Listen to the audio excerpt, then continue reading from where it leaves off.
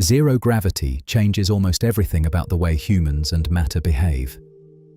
Aboard the International Space Station, astronauts float through an environment where muscles weaken, bones lose density, fluids shift into the head, and even the shape of the heart and eyes begins to change. At the same time, water forms drifting spheres, flames burn differently, and ordinary physical rules begin to feel unfamiliar. Tonight, we'll explore what zero gravity actually is, how astronauts experience microgravity, what it does to the human body, and how the absence of weight reshapes biology, physics, and daily life in space. You don't need to follow every detail. This will unfold on its own. Before we begin, please consider liking this video and subscribing to the channel. It helps others find their way to these calm science explorations.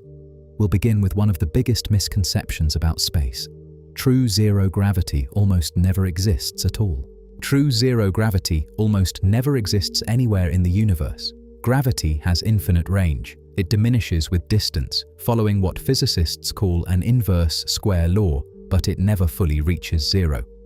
The farther you travel from a massive object, the weaker its gravitational pull becomes, but the pull never disappears entirely. Isaac Newton was the first to formalize this understanding, establishing in his law of universal gravitation that every object in the universe with mass attracts every other object with mass across any distance, always. The force drops off, but it never flatlines. However, there are specific points in space where the gravitational pull of two large bodies, say the Earth and the Sun, or the Earth and the Moon, cancel each other out with precision. These are called Lagrange points. Named after the 18th century Italian-French mathematician Joseph Louis Lagrange, who first calculated their existence, there are 5 such points in any two-body gravitational system, labeled L1 through L5. At these precise locations, the competing pulls of the two massive bodies exactly balance, and the net gravitational acceleration experienced by a small object sitting at that point is effectively zero. Spacecraft have been parked at Lagrange points for exactly this reason. The James Webb Space Telescope, for instance, orbits the Sun-Earth L2 point, approximately 1 million miles from Earth, where it can remain in a stable position with minimal fuel expenditure. So when scientists speak of zero gravity, what they almost always mean is microgravity, an environment in which gravitational effects are so small they become functionally negligible, or in which the sensation of weight has been removed through free fall. The Lagrange points represent the closest thing nature offers to a true gravitational null. Everywhere else, gravity is simply waiting, however quietly, however far away. What astronauts experience aboard the International Space Station is not zero gravity. It is called microgravity, a condition in which gravitational forces are present but produce no perceptible weight. The distinction matters more than it might seem, because the word zero gravity implies an absence that does not actually exist. The ISS orbits at an altitude of approximately 250 miles above Earth's surface, and at that altitude, Earth's gravitational field is still roughly 90% as strong as it is at the surface. The planet is still very much pulling the station, and everything inside it downward with nearly the same force it pulls everything on the ground. The reason astronauts float is not that gravity has gone away. It is that the station is falling. The ISS is in a state of continuous free fall toward Earth, and so is everything inside it. The station and its occupants fall together at the same rate, and because they are all falling equally, there is no relative force between them. The floor does not press up against the astronaut's feet. The astronaut does not press down against the floor. Weight, as a sensation, is the result of a surface resisting your fall, the ground pushing back against gravity's pull on your body. In free fall, there is no resistance, and so there is no felt weight. This is why the prefix micro is used rather than zero. There are tiny residual gravitational gradients aboard the station, slight differences in gravitational pull between one side of the station and the other, caused by the variation in distance from Earth, that create forces on the order of 1/1,000,000th of Earth's surface gravity. These are almost imperceptible to humans, but significant enough to affect sensitive scientific experiments. The ISS is not a place without gravity. It is a place in perpetual graceful fall. The reason astronauts float is one of the most elegant physical facts in all of science, and also one of the most consistently misunderstood. It is not that they have traveled beyond gravity's reach. It is that they are falling, constantly, continuously, endlessly, and the station they live in is falling with them at exactly the same rate. Think of it this way. If you stood inside an elevator and the cable holding it suddenly snapped, both you and the elevator would begin to fall toward the ground together. In the fraction of a second before you hit the bottom, you would float. Your feet would lift off the floor. Objects released from your hand would hang in the air beside you. You would be briefly weightless, not because gravity had stopped, but because you and the elevator were in the same free fall with no surface pushing back against your body. That is precisely what is happening aboard the ISS, except the fall never ends, because the station is moving sideways fast enough that the ground curves away beneath it at the same rate it falls. This is the essence of orbital mechanics. The ISS is not stationary above the Earth. It is hurtling forward at approximately 17,500 miles per hour, fast enough that for every meter it falls toward Earth due to gravity, Earth's curved surface drops away by the same meter. The station perpetually misses the planet.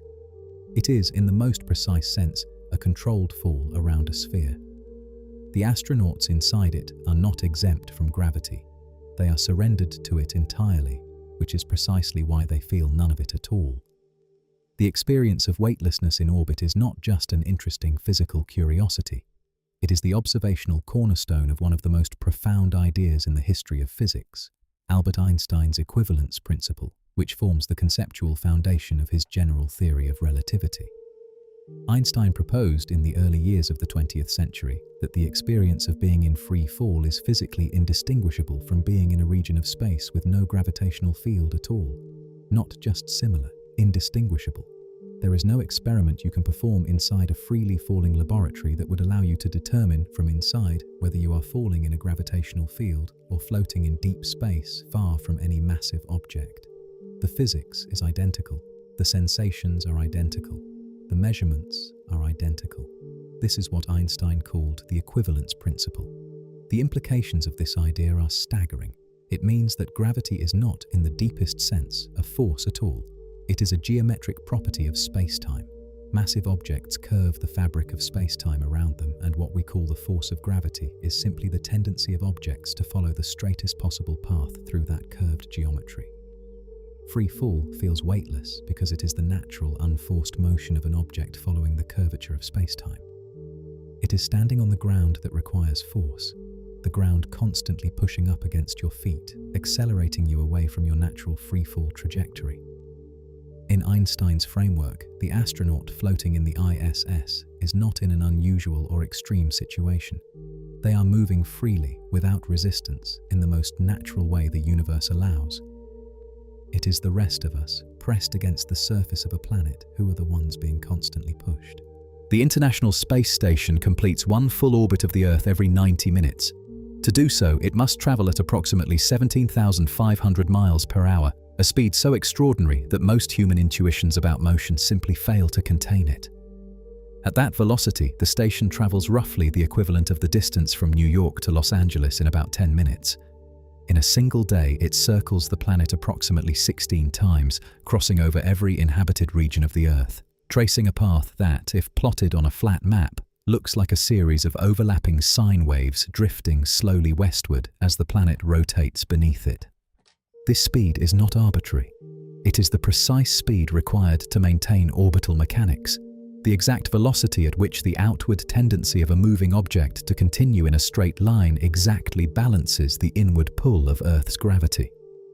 Go slightly slower, and the orbit decays. The station loses altitude and eventually re-enters the atmosphere. Go slightly faster, and the orbit rises. The ISS constantly receives small boosts from visiting spacecraft to compensate for the atmospheric drag that slightly slows it over time. Even at 250 miles altitude, there are enough residual air molecules to create measurable friction. For the crew inside, this velocity is completely imperceptible. There is no sensation of speed in orbit, because there is no wind, no friction, no landmark rushing past. The Earth turns slowly below, clouds and oceans and coastlines drifting past in silence. The crew watches 16 sunrises every 24 hours, a sunrise every 90 minutes, not because of anything unusual about the sun, but simply because they are traveling fast enough to lap the Terminator line over and over again while the Earth slowly rotates beneath them. Long before there were space stations or orbital mechanics or rockets powerful enough to carry human beings beyond the atmosphere, physicists explored the nature of weightlessness through thought experiments. Carefully constructed hypothetical scenarios designed to isolate the essential logic of a physical situation and follow it to its conclusion.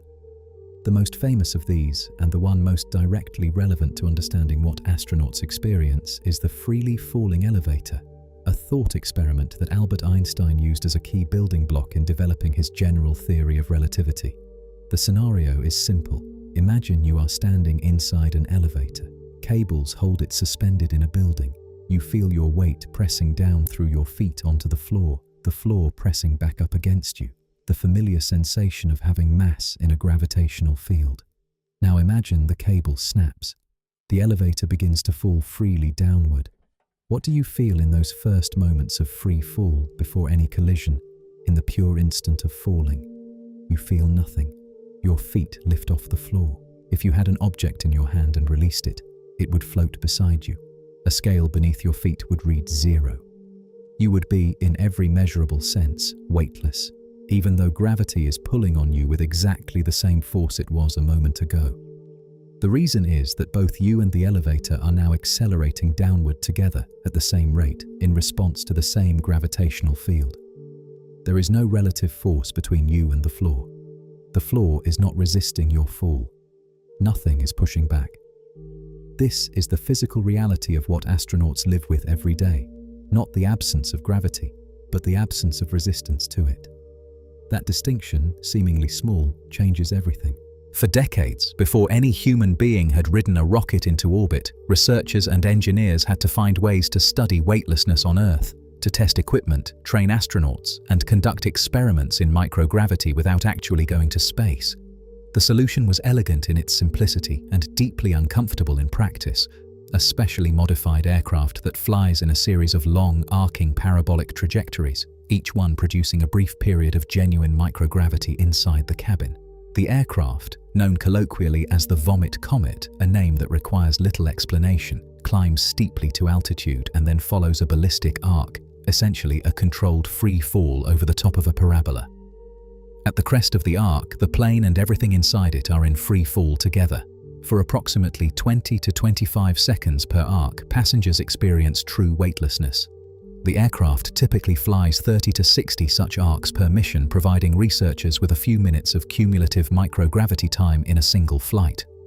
NASA's primary parabolic flight aircraft for decades was a modified KC-135 tanker, later replaced by a modified Boeing 727. The European Space Agency, the Russian space program, and private companies including Zero Gravity Corporation all operate similar aircraft for research and, in some cases, paying passengers. The 25 seconds of weightlessness per parabola is enough to conduct real scientific experiments, measuring how fluids behave, how flames burn, how the human body responds. Though the brevity and the relentless alternation between weightlessness and the elevated gravity of the pull-out maneuver makes extended study challenging, the nausea for many is very real. The science, however, has proven valuable enough to have been worth every uncomfortable flight. Among the simplest and most ingenious tools available to microgravity researchers are drop towers, facilities that create brief, controlled periods of genuine weightlessness without any aircraft, any rocket, or any altitude at all. The principle is exactly what the name suggests. An object placed in a vacuum chamber is released and allowed to fall freely, and during that fall, whatever is inside the experiment capsule experiences true microgravity. The largest drop towers in the world can provide between 4 and 10 seconds of microgravity per drop, depending on their height. NASA's Zero Gravity Research Facility at the Glenn Research Center in Cleveland, Ohio, drops experiment capsules down a shaft roughly 432 feet deep, one of the tallest such facilities in the world, providing about 5.18 seconds of near-perfect microgravity per drop. The Bremen drop tower in Germany is similarly capable, with the option to catapult the capsule upward first before it falls, nearly doubling the available microgravity time by using both the upward and downward arcs of the trajectory. Drop towers are particularly valuable for experiments that require precision and repeatability rather than extended duration. Because the drop can be set up identically each time, researchers can run the same experiment under the same conditions repeatedly, building up statistical data in a way that is impractical in space, where every experiment slot is expensive and time-constrained. Combustion physics, fluid dynamics, materials science, and fundamental physics experiments have all made extensive use of drop tower facilities. The brevity of the microgravity window is a limitation, but the control and repeatability more than compensate for many research purposes. Some of the most rigorous microgravity science ever conducted has happened at the bottom of a very tall shaft. Training for spacewalks, the extravehicular activities that require astronauts to work outside the space station in pressurized suits, performing complex tasks with gloved hands in a vacuum, requires practice in conditions that approximate weightlessness as closely as possible on Earth. The solution NASA arrived at is a massive pool of water called a neutral buoyancy laboratory, in which astronauts are weighted and ballasted until they neither float nor sink. They hang suspended at depth, roughly neutrally buoyant, free to move in 3 dimensions without the constraint of a floor or a ceiling. The Neutral Buoyancy Laboratory at NASA's Johnson Space Center in Houston, Texas, is one of the largest indoor pools in the world. It holds approximately 6.2 million gallons of water and contains full-scale mock-ups of International Space Station modules on the pool floor. Astronauts preparing for spacewalks spend hours, sometimes entire workdays, submerged in this facility, practicing the specific tasks they will need to perform in orbit, handling the same tools they will use in space, learning the body positions and leverage techniques that allow work to be accomplished efficiently when nothing can be braced against a floor. The pool provides the spatial freedom of microgravity, the ability to work in 3 dimensions, to position the body at any angle relative to the work surface, but it does not replicate all of the physiological effects of true weightlessness. Water provides resistance that the vacuum of space does not. The body is still compressed by the weight of the water above it in ways it would not be in orbit. Fluid does not redistribute upward the way it does in genuine microgravity. But for the purposes of learning choreography, testing procedures, and building the muscle memory of working in a 3-dimensional environment, the pool remains one of the most important training tools in human spaceflight. The phrase zero gravity has a cultural history that somewhat precedes its scientific usage. It entered popular consciousness primarily through science fiction, the novels, films, and radio dramas of the mid-20th century that began imagining what spaceflight would actually be like for human bodies. Writers and filmmakers needed a shorthand term for the floating, weightless experience of space, and zero gravity, punchy, intuitive, and evocative, served that purpose perfectly. It implied something dramatic, something fundamentally different from ordinary life, something that captured the imagination in a way that the more technically precise microgravity does not. The problem is that zero gravity is physically misleading. It implies an absence of gravitational force that does not actually exist in orbit. Astronauts on the ISS are still firmly within Earth's gravitational field. The sensation of weightlessness they experience is the result of free fall, not the elimination of gravity. Scientists were aware of this distinction from the beginning of the space age, and the more accurate term microgravity, reflecting the tiny residual gravitational gradients that do exist aboard the station, has been the preferred scientific terminology for decades. But in common usage, zero gravity has proven remarkably durable, and it continues to appear in news coverage, popular science writing, and everyday conversation. The persistence of the term is not merely a matter of imprecision. It reflects something genuine about human experience, that the felt difference between normal gravity and orbital weightlessness is so absolute, so total, that zero feels like the right word for it. To the human body, to the nervous system, to every cell that has evolved to move and function within Earth's gravitational embrace, orbital weightlessness is functionally zero. The distinction between microgravity and zero gravity is real and scientifically important, but the sensation itself feels like nothing at all. Within hours of entering microgravity, sometimes within the first hour, one of the most immediate and universal changes begins to happen inside the human body. Blood and other bodily fluids begin to move upward. On Earth, gravity continuously pulls fluids toward the lower body. Roughly 70% of the body's blood volume is located below the heart at any given time, pooled in the legs, the abdomen, and the lower trunk.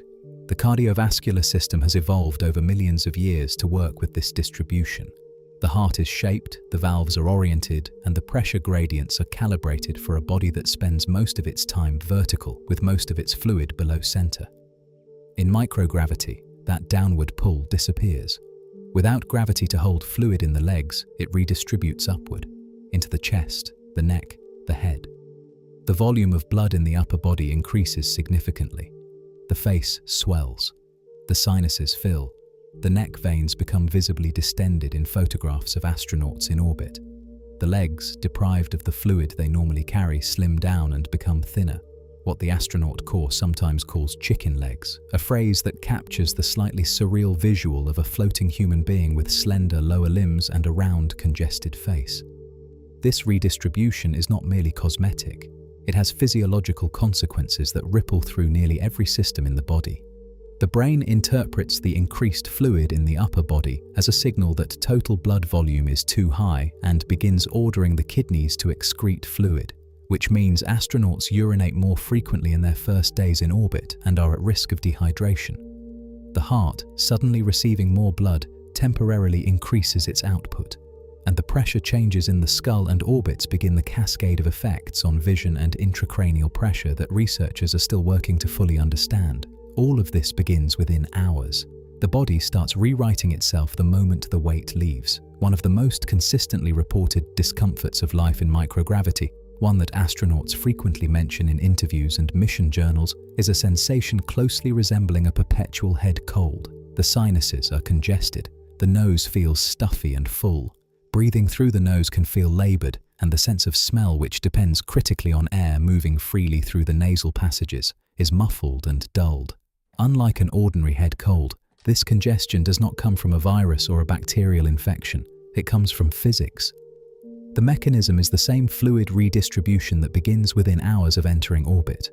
As blood and lymphatic fluid shift upward from the lower body into the torso, chest, and head, the soft tissues of the face, including the mucous membranes lining the sinuses and nasal passages, fill with fluid and swell.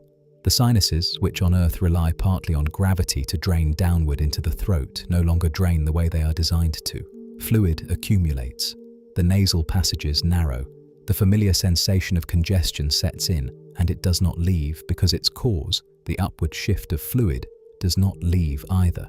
It is a permanent feature of life in orbit. This congestion has practical consequences that extend beyond discomfort. Taste, as most people discover when they have a head cold, depends heavily on smell.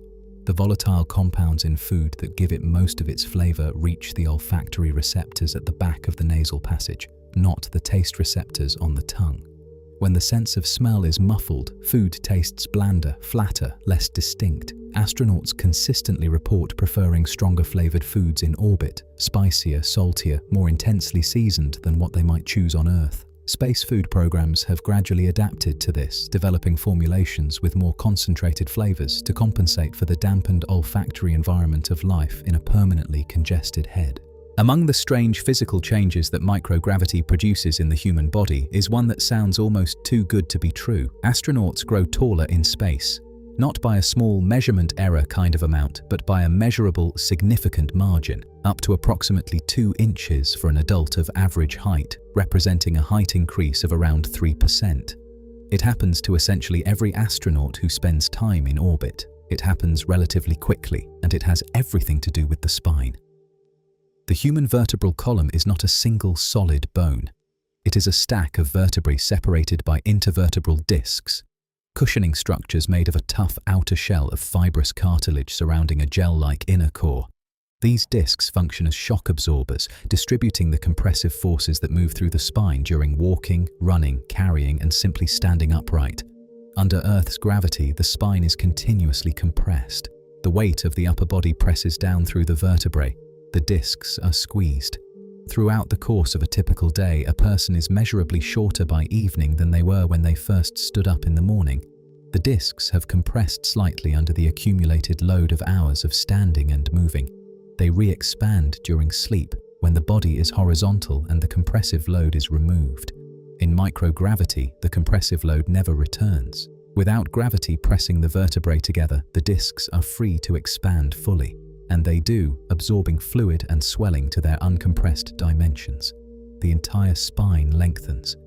The effect accumulates over the first weeks of a mission and plateaus, leaving the astronaut measurably and genuinely taller than they were on Earth. The growth is real, but it is entirely structural. The moment the astronaut returns to Earth and gravity reclaims them, the discs begin to compress again, and within weeks they return to their original Earth-based height.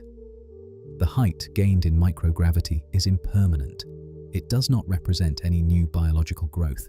No new bone has been laid down, no new cartilage synthesized, no genetic program for height reactivated. It is purely the mechanical consequence of decompression.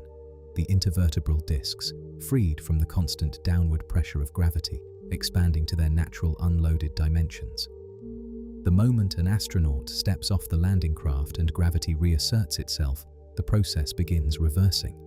The return to normal height unfolds over a period of weeks rather than days. The spine, re-encountering the compressive load of an upright body in a gravitational field, begins slowly recompressing the discs. The gel-like nucleus pulposus at the center of each disc, the material that swelled during the mission, gradually expresses fluid back into the surrounding tissues as the disc is once again squeezed under load. The process mirrors, roughly, what happens every morning when a person gets out of bed and their spine begins to compress under the day's activity, except that in returning astronauts, the discs have spent months at their fully expanded dimensions and require a longer adjustment period. There is a practical discomfort associated with this transition. Many astronauts report significant back pain in the first weeks after returning from long-duration missions. Not from injury, but from the spine readjusting to gravitational load after months of decompression. The muscles and ligaments surrounding the spine, which have also adapted to microgravity, need time to recalibrate their tension and support. Physical therapy protocols for returning astronauts specifically address spinal rehabilitation, helping the body navigate the mechanical transition from the open, decompressed geometry of the orbiting spine back to the slightly compressed, gravity-bearing architecture of a spine that must once again hold a person upright against the weight of the world. Of all the physiological challenges that microgravity poses to the human body, bone loss is among the most serious and the most difficult to fully counter. Astronauts on long-duration missions to the International Space Station lose bone mineral density at a rate of approximately 1 to 2% per month in weight-bearing regions of the skeleton, the spine, the hips, and the legs. This rate of loss is notably faster than the bone loss seen even in patients with osteoporosis on Earth, where annual losses of 1 to 2% are considered clinically significant. In space, that same amount can be lost in a single month. The mechanism is mechanical. Bone tissue is living. It is continuously broken down and rebuilt by a paired system of cells called osteoclasts, which resorb old bone, and osteoblasts, which build new bone. This constant remodeling cycle is regulated in large part by mechanical loading. When bones bear weight, when muscles pull against them, when the impact of walking and running sends vibrations through them, the osteoblasts receive signals to build and maintain. When loading decreases, as in prolonged bed rest or immobilization, the remodeling balance tips toward resorption. The body, operating with ruthless efficiency, stops investing resources in maintaining bone mass that is not being used to bear weight. In microgravity, weight-bearing bones receive essentially no gravitational loading. The legs do not carry the body, the spine does not brace against a vertical load, the hips do not transmit ground forces up through the skeleton. The osteoclasts continue their work, but the osteoblasts receive weakened signals to rebuild. Bone is slowly broken down faster than it is replaced. The effect accumulates over the months of a mission, and without countermeasures, a 6-month stay in orbit could leave an astronaut with significantly compromised skeletal integrity, bones that fracture more easily and take longer to heal. One of the most scientifically revealing aspects of microgravity-induced bone loss is not just that it happens, but where it happens, and equally importantly, where it does not. The bone loss that astronauts experience in orbit is not uniform across the skeleton. It is concentrated specifically in weight-bearing bones, the legs, the hips, the spine, structures that on Earth must continuously support the body against gravity. Non-weight-bearing bones, such as the bones of the forearm and wrist, show little to no meaningful loss during spaceflight missions. This precise geographic pattern within the skeleton is one of the strongest pieces of evidence that the bone loss is driven by mechanical unloading specifically, rather than by some more general physiological disruption. If the loss were caused by hormonal changes, nutritional deficiencies, radiation exposure, or some systemic metabolic shift, one would expect to see it distributed more broadly throughout the skeleton, or at least not so cleanly correlated with the specific bones that bear gravitational load on Earth. Instead, the body appears to be making a rational, if ultimately harmful, calculation. These structures are no longer being used for load-bearing purposes, therefore they do not need to be maintained at the same mass and density. The clinical parallel to this pattern appears in patients on Earth who undergo prolonged bed rest or limb immobilization following injury or illness.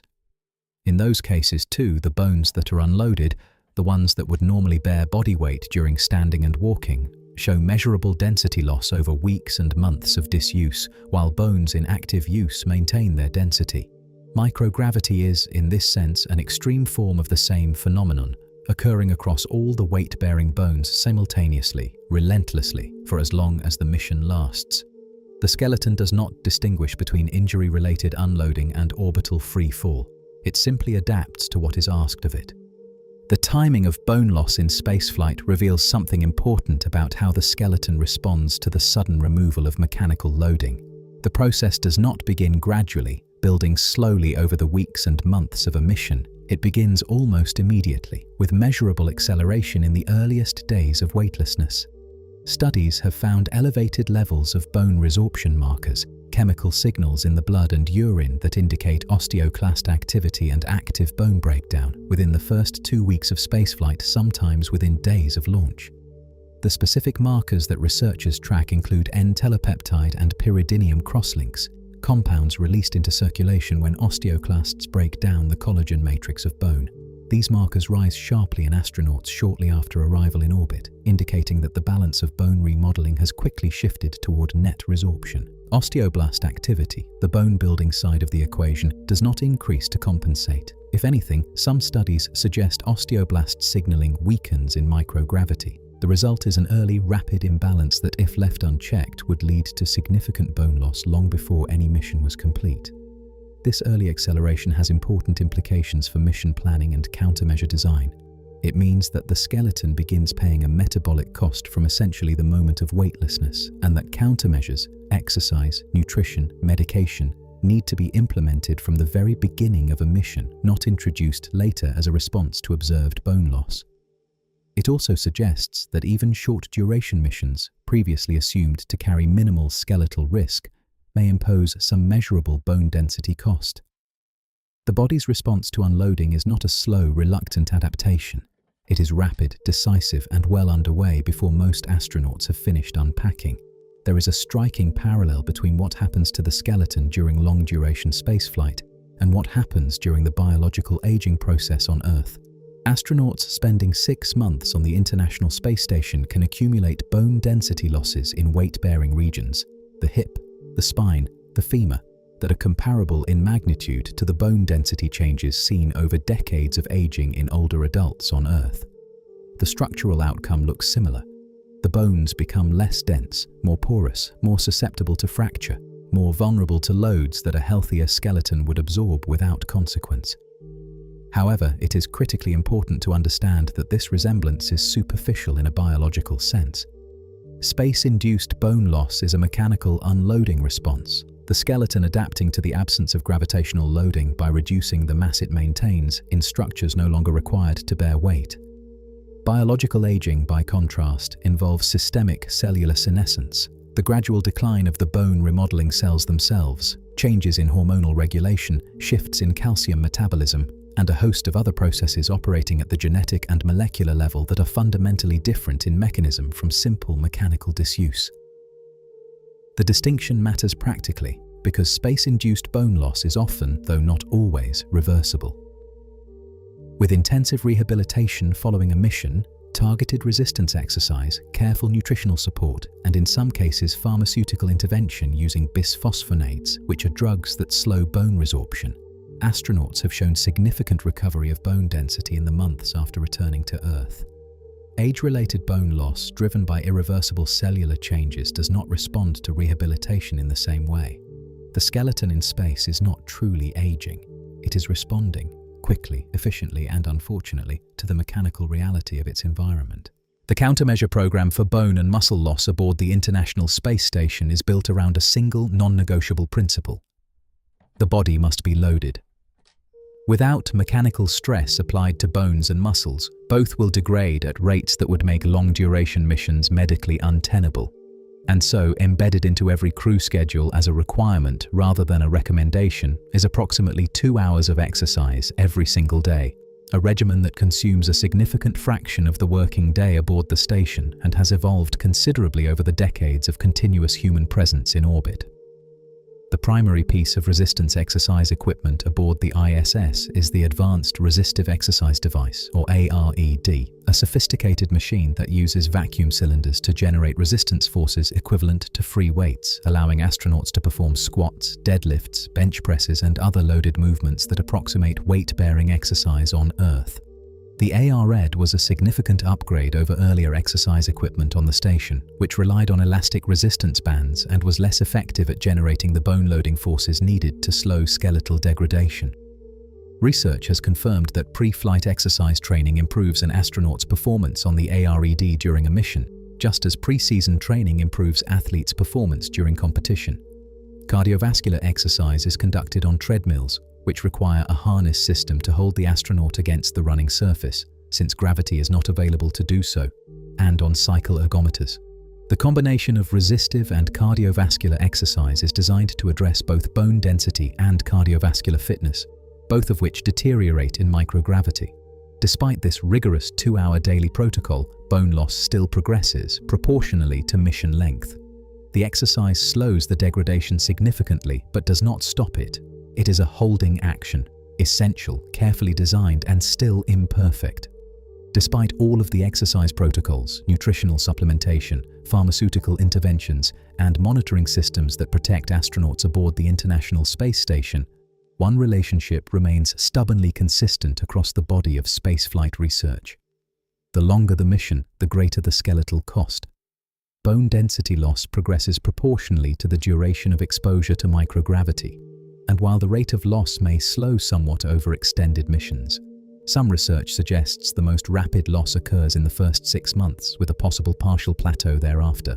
The cumulative deficit continues to accumulate. This relationship is one of the most pressing concerns for mission planners contemplating human travel beyond Earth orbit. A 6-month stay on the ISS is already associated with meaningful bone density losses that require months of rehabilitation to recover.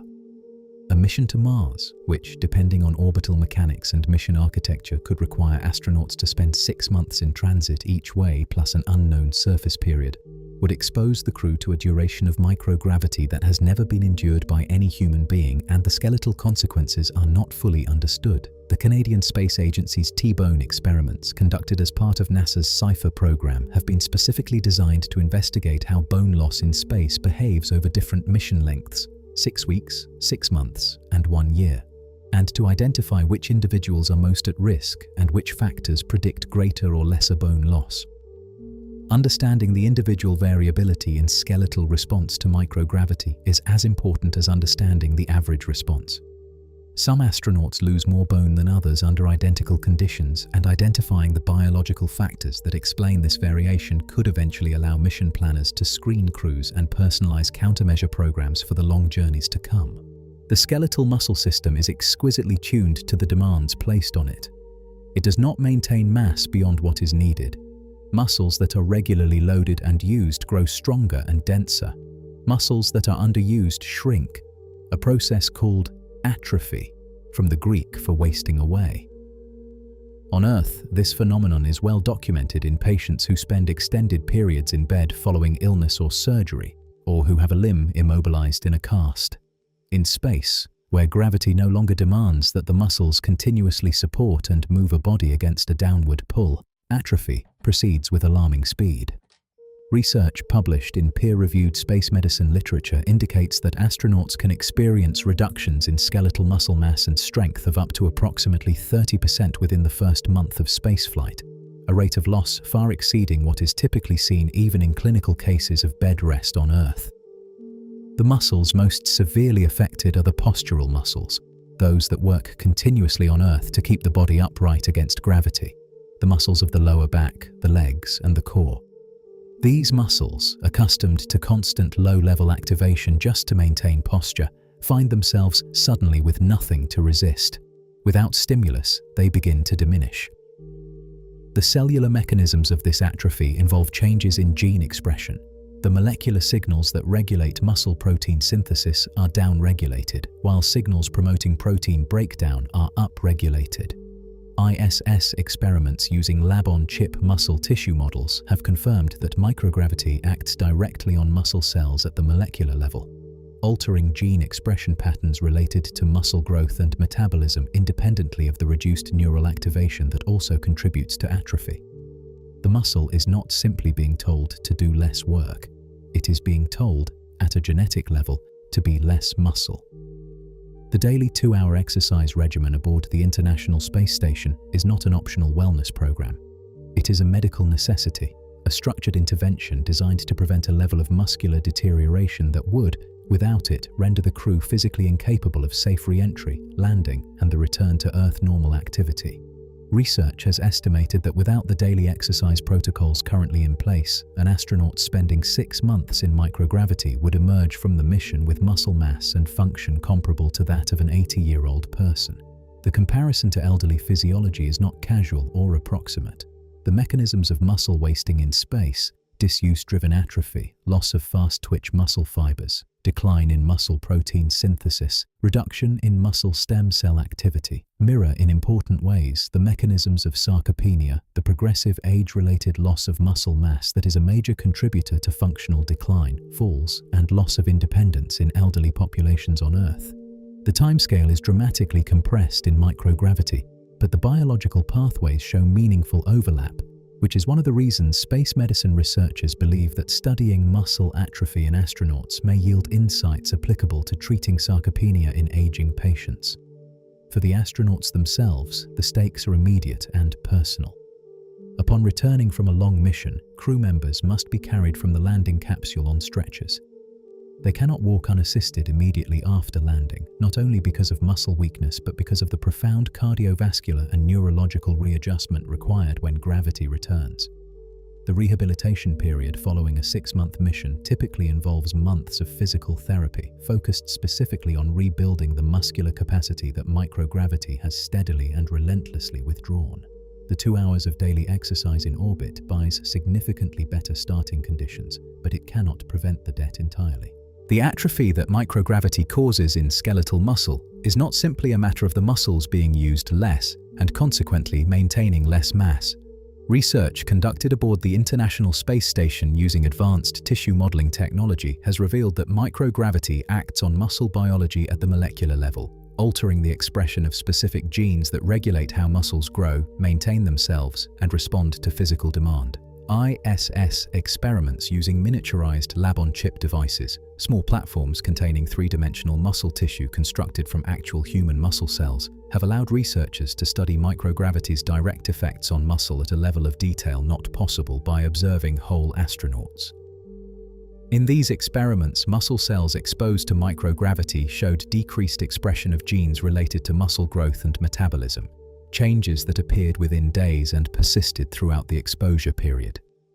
Critically, the researchers found that the magnitude of these gene expression changes differed depending on the age of the donor whose cells were used.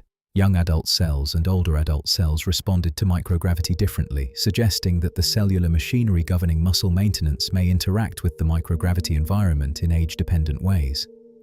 These findings have practical implications beyond spaceflight. Understanding the molecular mechanisms by which unloading suppresses muscle growth gene expression could identify specific biochemical targets for drugs that might slow or prevent muscle wasting, not only in astronauts but in bedridden patients, elderly individuals with sarcopenia, and people recovering from injuries or surgeries that require extended immobilization.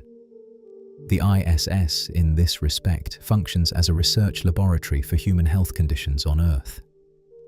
The extreme environment of microgravity isolates biological variables that are difficult to study on the ground, revealing the molecular architecture of processes that are relevant far beyond the context of spaceflight. The human heart is a pump, but it is also a biological structure shaped by the demands placed on it. On Earth, those demands include pumping blood upward, from the heart at chest level to the brain above it, and maintaining adequate pressure throughout a vascular system that is vertically distributed over several feet of body height. Gravity pulls blood downward, and the heart and vascular system have evolved in precise adaptation to that fact. The left ventricle, which drives blood out into the systemic circulation, is built to generate pressures sufficient to overcome this vertical gradient. The entire system is calibrated for an upright life on a planet with gravitational acceleration of 9.8 meters per second squared. In microgravity, the gravitational gradient disappears. Blood does not pool in the legs. The heart does not need to push blood upward against gravity because there is no up and down. The workload distribution changes fundamentally. The cardiovascular system, following the same biological logic as the skeletal and muscular systems, adapts to these new demands by remodeling. One of the most consistent findings in spaceflight cardiovascular research is that the heart gradually becomes more spherical, more symmetrically rounded, as opposed to the elongated, slightly cone-shaped geometry of the Earth-adapted heart. This is not a dramatic distortion, but it is measurable and consistent. The remodeling occurs because the asymmetric loading that normally maintains the heart's elongated shape is reduced. The left ventricle, accustomed to generating higher pressures to push blood upward, encounters a different pressure environment and adapts accordingly. This structural change has functional consequences, and it contributes to the cardiovascular deconditioning that makes returning astronauts vulnerable to orthostatic intolerance, the difficulty of maintaining adequate blood pressure when standing upright, after months in orbit. The cardiovascular response to microgravity unfolds in two distinct phases: an acute phase in the first days and weeks of a mission and a chronic phase that develops over months, and the two phases involve nearly opposite hemodynamic changes. Understanding this two-phase pattern is essential to understanding why long-duration spaceflight creates cardiovascular risks that are quite different from those associated with brief weightlessness. In the acute phase, immediately following entry into microgravity, the redistribution of blood from the lower body into the chest cavity means that the heart is suddenly receiving significantly more blood with each beat. The venous return, the volume of blood flowing back to the heart from the body, increases sharply because the blood that gravity normally pulls in the legs is now free to flow toward the heart. This increases what cardiologists call preload, the volume of blood filling the heart before it contracts. The heart responds by pumping out more blood with each beat, stroke volume increases, and total cardiac output rises. In the acute phase, the cardiovascular system is essentially handling an unexpected increase in circulating volume. Over the subsequent months, however, the body adapts. The kidneys excrete fluid to reduce total blood volume. The heart, no longer working against a gravitational gradient, begins to reduce its mass and output. Research on astronauts after extended ISS missions has found complex and somewhat variable patterns of cardiac remodeling. Some studies showing reductions in left ventricular mass, others showing that regular exercise countermeasures may mitigate these structural changes significantly. What is clear is that the chronic cardiovascular adaptation to microgravity is fundamentally different from the acute response, and that the transition back to Earth's gravity requires the system to reverse both adaptations simultaneously, a physiological challenge that takes weeks to months to complete. Among the most viscerally striking consequences of long-duration spaceflight is what happens to astronauts when they first try to stand upright after returning to Earth. After months in microgravity, the cardiovascular system has thoroughly adapted to a world without gravitational pooling of blood in the lower body. The veins of the legs have become less compliant. The mechanisms that reflexively constrict blood vessels when a person stands up, compensating for the tendency of blood to drain downward under gravity, have grown sluggish and unreliable. The heart has reduced its volume. The total blood volume in circulation has decreased, and then, suddenly, gravity returns. The result is called orthostatic intolerance, the inability to tolerate an upright posture without experiencing symptoms. When astronauts stand after a long mission, blood pools rapidly in their legs and lower body, just as it would in any person standing up. But their cardiovascular system can no longer compensate adequately. Blood pressure in the upper body drops. The brain receives insufficient blood flow. The astronaut feels dizzy, lightheaded, and if the condition is severe enough, loses consciousness. It is not unusual for returning crew members to require assistance, to be carried or helped to chairs, unable to stand independently for extended periods after a 6-month mission. The severity of orthostatic intolerance varies among individuals and worsens with mission duration. Astronauts who have completed multiple long missions sometimes show greater susceptibility, as though each mission leaves the cardiovascular system less capable of rapid readaptation. Countermeasures used during re-entry and immediately after landing include fluid loading, drinking large amounts of salt water to rapidly increase blood volume, and lower body negative pressure garments that simulate the blood pooling effects of gravity and help the cardiovascular system rehearse its upright responses before landing. On Earth, blood pressure is not uniform throughout the body. It varies systematically with height, or more precisely with the vertical distance between any given point in the circulatory system and the heart.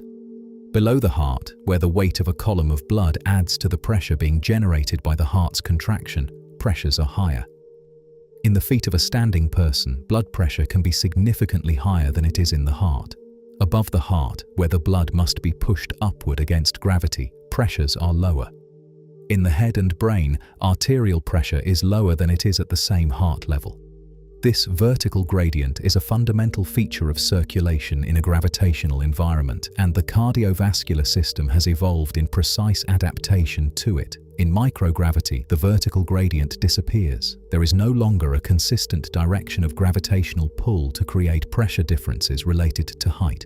The hydrostatic component of blood pressure, the contribution of the weight of the blood column, effectively vanishes. Blood pressure becomes more uniform throughout the body. This sounds potentially beneficial, and in some respects it is. The heart is not fighting a vertical gradient, and blood reaches the head with less effort. But the disruption of the normal gradient triggers a cascade of adaptations. The body's baroreceptors, pressure sensors located in the walls of the major arteries, detect the unusual pressure distribution and send signals that alter the regulation of heart rate, vessel tone, and fluid balance. The kidneys respond to the apparent increase in upper body vascular pressure by excreting fluid. The vascular walls in the lower legs, deprived of the high pressures they normally experience, begin to remodel, becoming less capable of generating the resistance needed when gravity returns. The reversal of the normal pressure gradient is not merely a hemodynamic curiosity. It is a physiological disruption that the body responds to systemically, with consequences that persist long after landing. Among the cardiovascular concerns associated with long-duration spaceflight, cardiac arrhythmia, abnormal rhythms of the heartbeat, represents one of the more serious potential risks, particularly for future long-duration missions to the Moon, Mars, or beyond, where immediate medical intervention would not be available.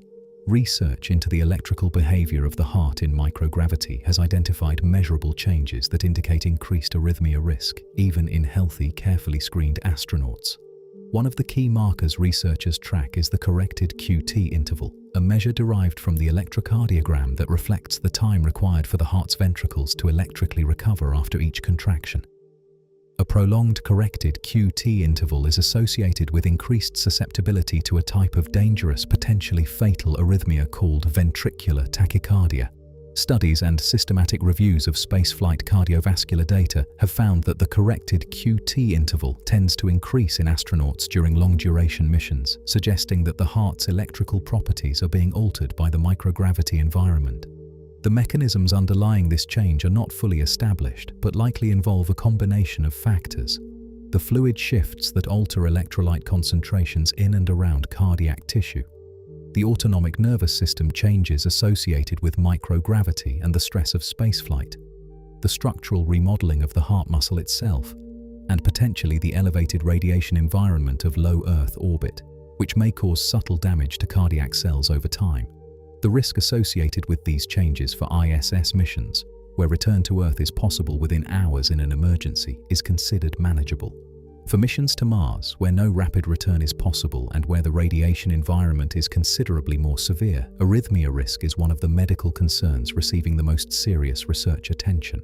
The human immune system is extraordinarily complex, a distributed network of cells, proteins, and signaling molecules spread throughout the body, trained to distinguish self from non-self, to recognize and destroy pathogens, and to clear damaged or abnormal cells.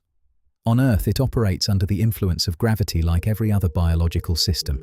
And like every other biological system, it behaves differently when gravity is removed. Research into spaceflight immunology has documented disruptions across multiple levels of immune function. T cells, the lymphocytes that form the adaptive immune system's targeted response to specific pathogens, show impaired activation in microgravity. Their ability to respond to stimulation, to proliferate, and to generate the immune response needed to clear an infection is reduced. Cytokine production, the release of the signaling molecules that coordinate immune responses, is altered. Macrophages, the innate immune system's frontline patrol cells, show changes in their ability to differentiate and function effectively.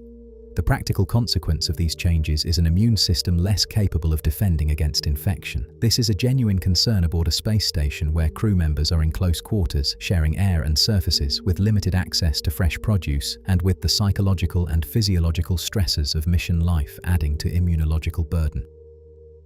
The ISS is a remarkably clean environment, but it is not sterile.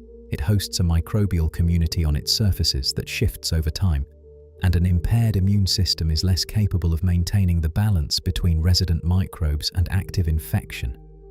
For long-duration missions beyond Earth orbit, immune suppression is considered one of the key health risks requiring better countermeasures before multi-year spaceflight can be undertaken safely. A particularly striking indicator of immune suppression in space comes not from new infections, but from old ones. Several herpes viruses, members of the herpes viridae family, which includes the viruses responsible for chickenpox and shingles, cold sores and cytomegalovirus, share a distinctive biological behavior. After causing their initial infection, they retreat into nerve cells and other tissues and remain dormant, latent, held in check indefinitely by a functioning immune system. They do not disappear. They wait, suppressed by the immune surveillance that keeps them in a quiescent state. Research on astronauts before, during, and after missions has found that these dormant viruses reactivate at higher rates in space than they do in equivalent time periods on Earth. The viruses begin to replicate, shedding viral particles into the saliva and urine at levels significantly elevated above pre-flight baselines. In most cases, this reactivation does not produce overt symptoms. The partially functioning immune system still suppresses the infection below the threshold of clinical illness. But the increased viral shedding is a clear biological signal that the immune system's ability to maintain latency has been compromised. The drivers of this reactivation are likely multiple. The immune suppression documented in microgravity reduces the T-cell activity that normally keeps latent herpes viruses in check. The psychological and physiological stress of spaceflight, confinement, disrupted sleep, altered circadian rhythms, isolation from family and familiar environments, activates hormonal stress responses that independently suppress immune function. And the radiation environment of low Earth orbit, while much less severe than deep space, may cause low-level DNA damage that further stresses the immune response. The reactivation of dormant viruses in astronauts is one of the clearest demonstrations that the human immune system, like the bones and muscles and cardiovascular system, is profoundly affected by the removal of the gravitational environment in which it evolved. Perhaps the most unexpected medical finding to emerge from long-duration human spaceflight in recent decades is that a significant proportion of astronauts return from extended missions with permanently altered vision. And not because of any accident or injury, but as a consequence of spending months in a weightless environment. The condition, which affects a majority of astronauts on long missions, is called spaceflight-associated neuroocular syndrome, or SANS, and it was not well understood until enough long-duration crew members had been examined with sufficiently sophisticated imaging tools. SANS encompasses a cluster of related structural changes in and around the eye. Astronauts with SANS show swelling of the optic disc, the point where the optic nerve enters the back of the eye. They show flattening of the back of the globe. The eyeball becomes slightly less spherical, flattened at the rear, and they develop choroidal folds, which are small wrinkles in the layers of tissue at the back of the eye. Many develop a hyperopic shift, a change in vision toward farsightedness, because the flattening of the globe alters the focal length of the eye. Some of these changes appear to persist even after the astronaut returns to Earth, raising serious concerns about cumulative vision damage in long-duration and future deep space crews. The implications of SANS for long-duration missions are profound. An astronaut on a Mars mission who develops significant vision changes midway through the journey, months from Earth with no access to ophthalmological care, would face serious safety and operational risks. Understanding, predicting, and ultimately preventing SANS has accordingly become one of the highest research priorities in human spaceflight medicine, with multiple ongoing investigations aboard the ISS dedicated to understanding its mechanisms and testing potential countermeasures. The mechanism underlying spaceflight-associated neuroocular syndrome centers on intracranial pressure, the pressure of the cerebrospinal fluid that surrounds and cushions the brain and spinal cord within their bony enclosures. On Earth, intracranial pressure is regulated within a relatively narrow range, and gravity plays an important role in that regulation. When a person is upright, cerebrospinal fluid drains downward by gravity, helping maintain appropriate pressure levels in the skull. When a person lies down, intracranial pressure rises slightly, which is why severe headaches can worsen when lying flat. In microgravity, there is no upright position and no lying down position. The cerebrospinal fluid does not drain preferentially in any direction. Combined with the overall upward fluid shift that redistributes blood and other fluids toward the head, the intracranial pressure environment in space may be chronically elevated relative to what the body experiences during most of a normal day on Earth.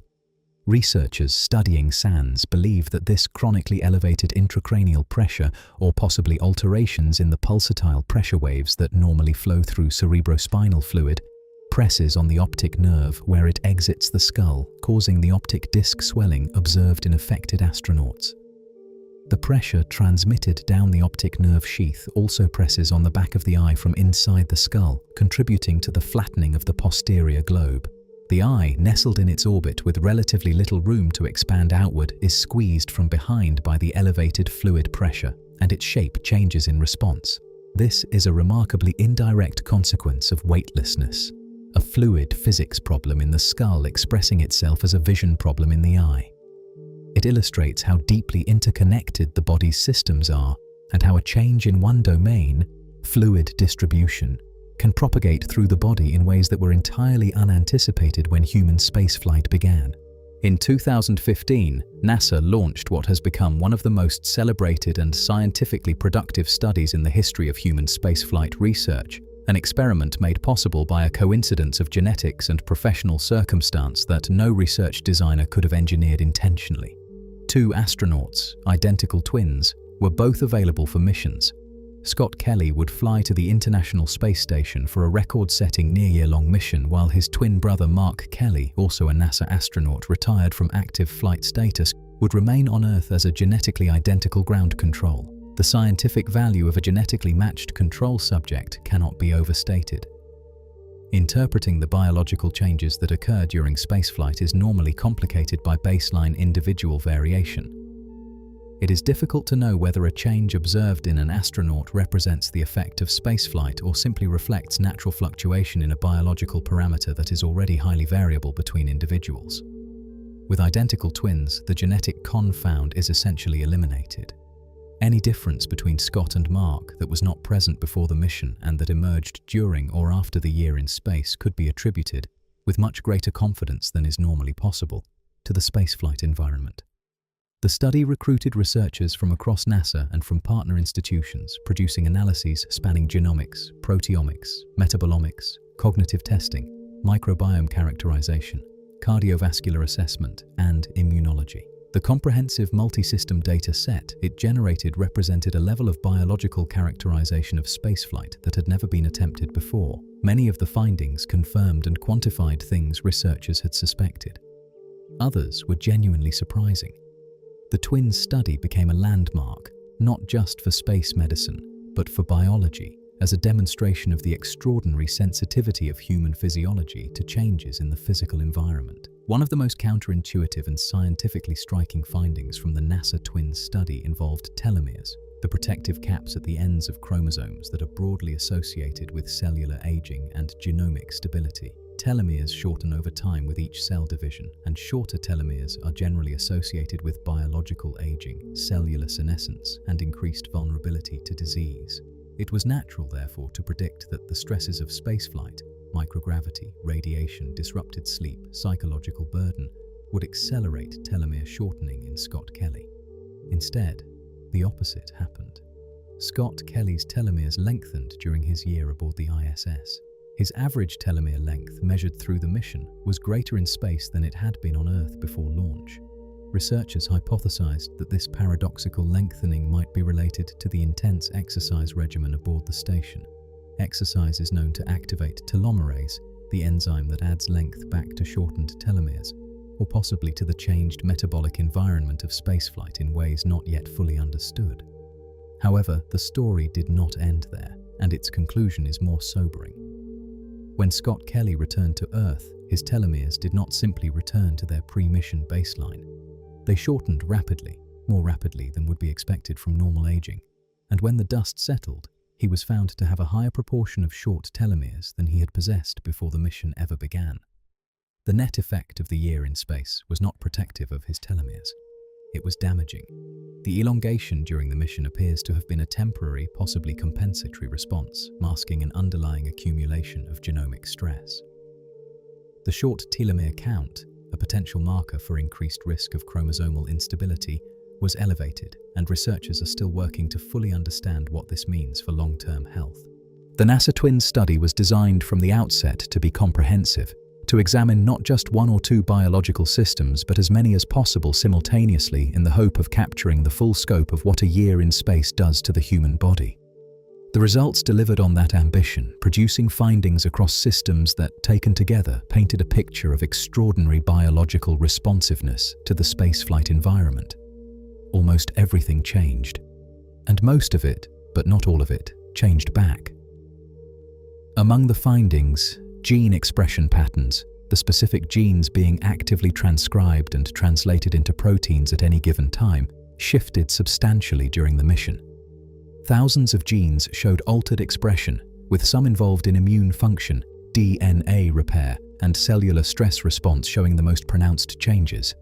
The gut microbiome, the community of bacteria and other microorganisms inhabiting the gastrointestinal tract, shifted in composition, with some bacterial populations increasing and others decreasing. DNA methylation patterns, the chemical marks on the genome that regulate which genes are switched on or off, changed in pathways associated with immune function and oxidative stress. The carotid artery wall thickened during the mission with the intima media thickness, a measure of arterial wall health used as a clinical indicator of cardiovascular risk, increasing significantly by the end of the year. The arteries also distended slightly, expanding in diameter.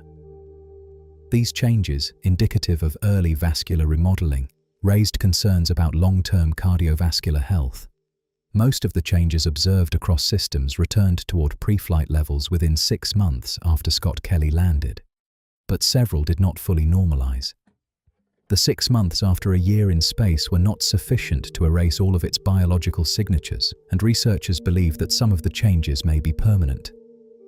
Among the more personally consequential findings from the NASA twins study was a subtle but measurable decline in cognitive performance observed in Scott Kelly following his return to Earth. Testing conducted as part of the comprehensive longitudinal assessment included measures of processing speed, working memory, and accuracy on cognitive tasks, the kinds of mental functions that are critically important for the precise, high-stakes decision-making demanded by spaceflight operations. The results showed that after returning from his year-long mission, Scott performed somewhat more slowly and less accurately on certain cognitive tests than he had before the mission. The decline was not dramatic, and Scott Kelly himself has noted that he did not feel cognitively impaired. But the measured difference was statistically significant, and it persisted for some time following return. Researchers could not definitively attribute the decline to any single factor because the spaceflight environment is not a controlled experiment in any simple sense. Microgravity, radiation, sleep disruption, isolation, confinement, altered nutrition, and the psychological demands of a year aboard the ISS all occurred simultaneously. Disentangling their individual contributions to the cognitive changes observed is an ongoing challenge. Candidate mechanisms include the structural changes in brain fluid distribution observed in long-duration astronauts, which may affect white matter integrity or neural connectivity. The cumulative effects of sleep deprivation and circadian disruption on cognitive function. The potential direct effects of cosmic radiation on neurons and neural tissue, and the cognitive demands of readjusting to Earth gravity after a year of absence. Understanding cognitive risk in long-duration spaceflight is particularly important for deep space missions, where astronauts will need to operate autonomously without the ability to request real-time guidance from Earth, and where cognitive impairment could have serious safety consequences. Research using advanced neuroimaging technology has documented structural changes in the brains of astronauts following long-duration spaceflight that have generated considerable scientific interest and some caution about how they are interpreted. MRI scans conducted before and after missions have found that astronauts show shifts in the distribution of cerebrospinal fluid within the brain, measurable reductions in the volume of certain brain structures, and in some cases, upward displacement of the brain within the skull as the reduced gravitational pooling of fluid allows the brain to float slightly higher in its cerebrospinal fluid bath. Some of these imaging findings, particularly the changes in cerebrospinal fluid distribution and the associated structural shifts, have drawn comparisons to imaging features seen in the early stages of certain neurodegenerative conditions, including Alzheimer's disease. This comparison has been widely reported in science journalism, and it has generated understandable concern. It is important, however, to be precise about what the research does and does not show. The structural imaging similarities are real and scientifically interesting, but they are similarities in appearance, not evidence of the same underlying disease process. Alzheimer's disease involves specific patterns of protein accumulation, amyloid plaques, tau tangles, neuronal death, and inflammatory changes that are entirely distinct from the fluid redistribution changes seen in astronauts. No research has established that long-duration spaceflight astronauts are at increased risk of developing Alzheimer's disease. What the neuroimaging findings suggest is that the brain, like every other organ and tissue in the body, undergoes structural changes in response to microgravity and the altered fluid environment of orbit. Changes that are worth studying carefully, tracking over time and understanding in detail, particularly as missions to Mars and beyond would extend astronauts' exposure to these conditions far beyond anything currently experienced on ISS. The effects of microgravity on the human body extend all the way down to the level of individual cells, not merely the organism, not merely the organ or tissue, but the individual biological unit, the cell itself, operating in a changed mechanical environment. Research combining ISS experiments, ground-based microgravity simulation, and theoretical modeling has revealed that the absence of gravitational loading affects the cellular cytoskeleton, cellular energy metabolism, and the molecular signals cells use to communicate with each other and regulate their own behavior. The cytoskeleton is the internal scaffolding of a cell, a network of protein filaments that gives the cell its shape, controls how it moves, organizes its internal components, and transmits mechanical signals from the cell surface to the nucleus.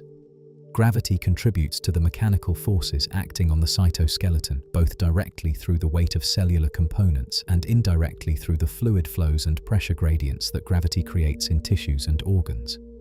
When gravity is removed, the mechanical environment of the cytoskeleton changes.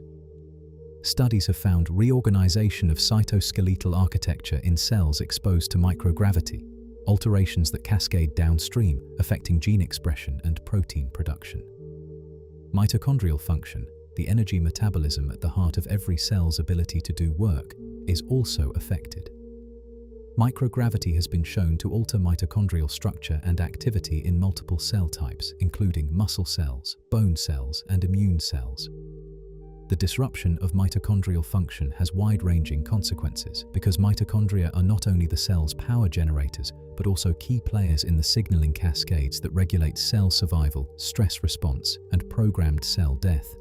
These fundamental cellular changes are not abstractions. They are the molecular foundation of every tissue-level and organ-level change that microgravity produces in the human body. Not all of the cellular effects of microgravity are detrimental. In a finding that has generated substantial interest in the field of regenerative medicine, research conducted aboard the International Space Station has demonstrated that certain types of cells, specifically cardiomyocytes, the specialized muscle cells that make up the heart, actually show enhanced development and maturation when grown in microgravity compared to equivalent cultures grown on Earth. Cardiomyocytes derived from human pluripotent stem cells, immature, laboratory-grown cells that can be directed to develop into heart muscle, have been cultured aboard the ISS and compared to ground-based controls. The space-grown cardiomyocytes showed a range of improvements in functional and structural maturity. Enhanced calcium handling, which is critical for the coordinated electrical signaling that drives the heartbeat. Improved mitochondrial biogenesis, meaning more and better functioning mitochondria.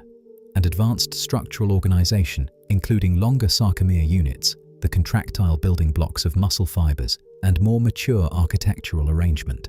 These improvements matter because one of the persistent challenges in cardiac research and regenerative medicine is the difficulty of growing cardiomyocytes in the laboratory that are mature enough to accurately model adult heart disease or be used therapeutically.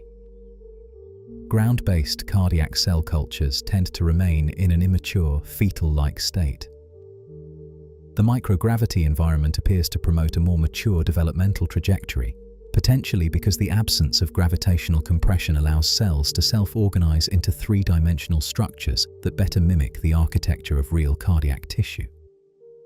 This discovery has opened a research avenue with potential applications for developing therapies for heart attacks and cardiac disease, a medical benefit rooted in the weightless environment of orbit that no one anticipated when human spaceflight began.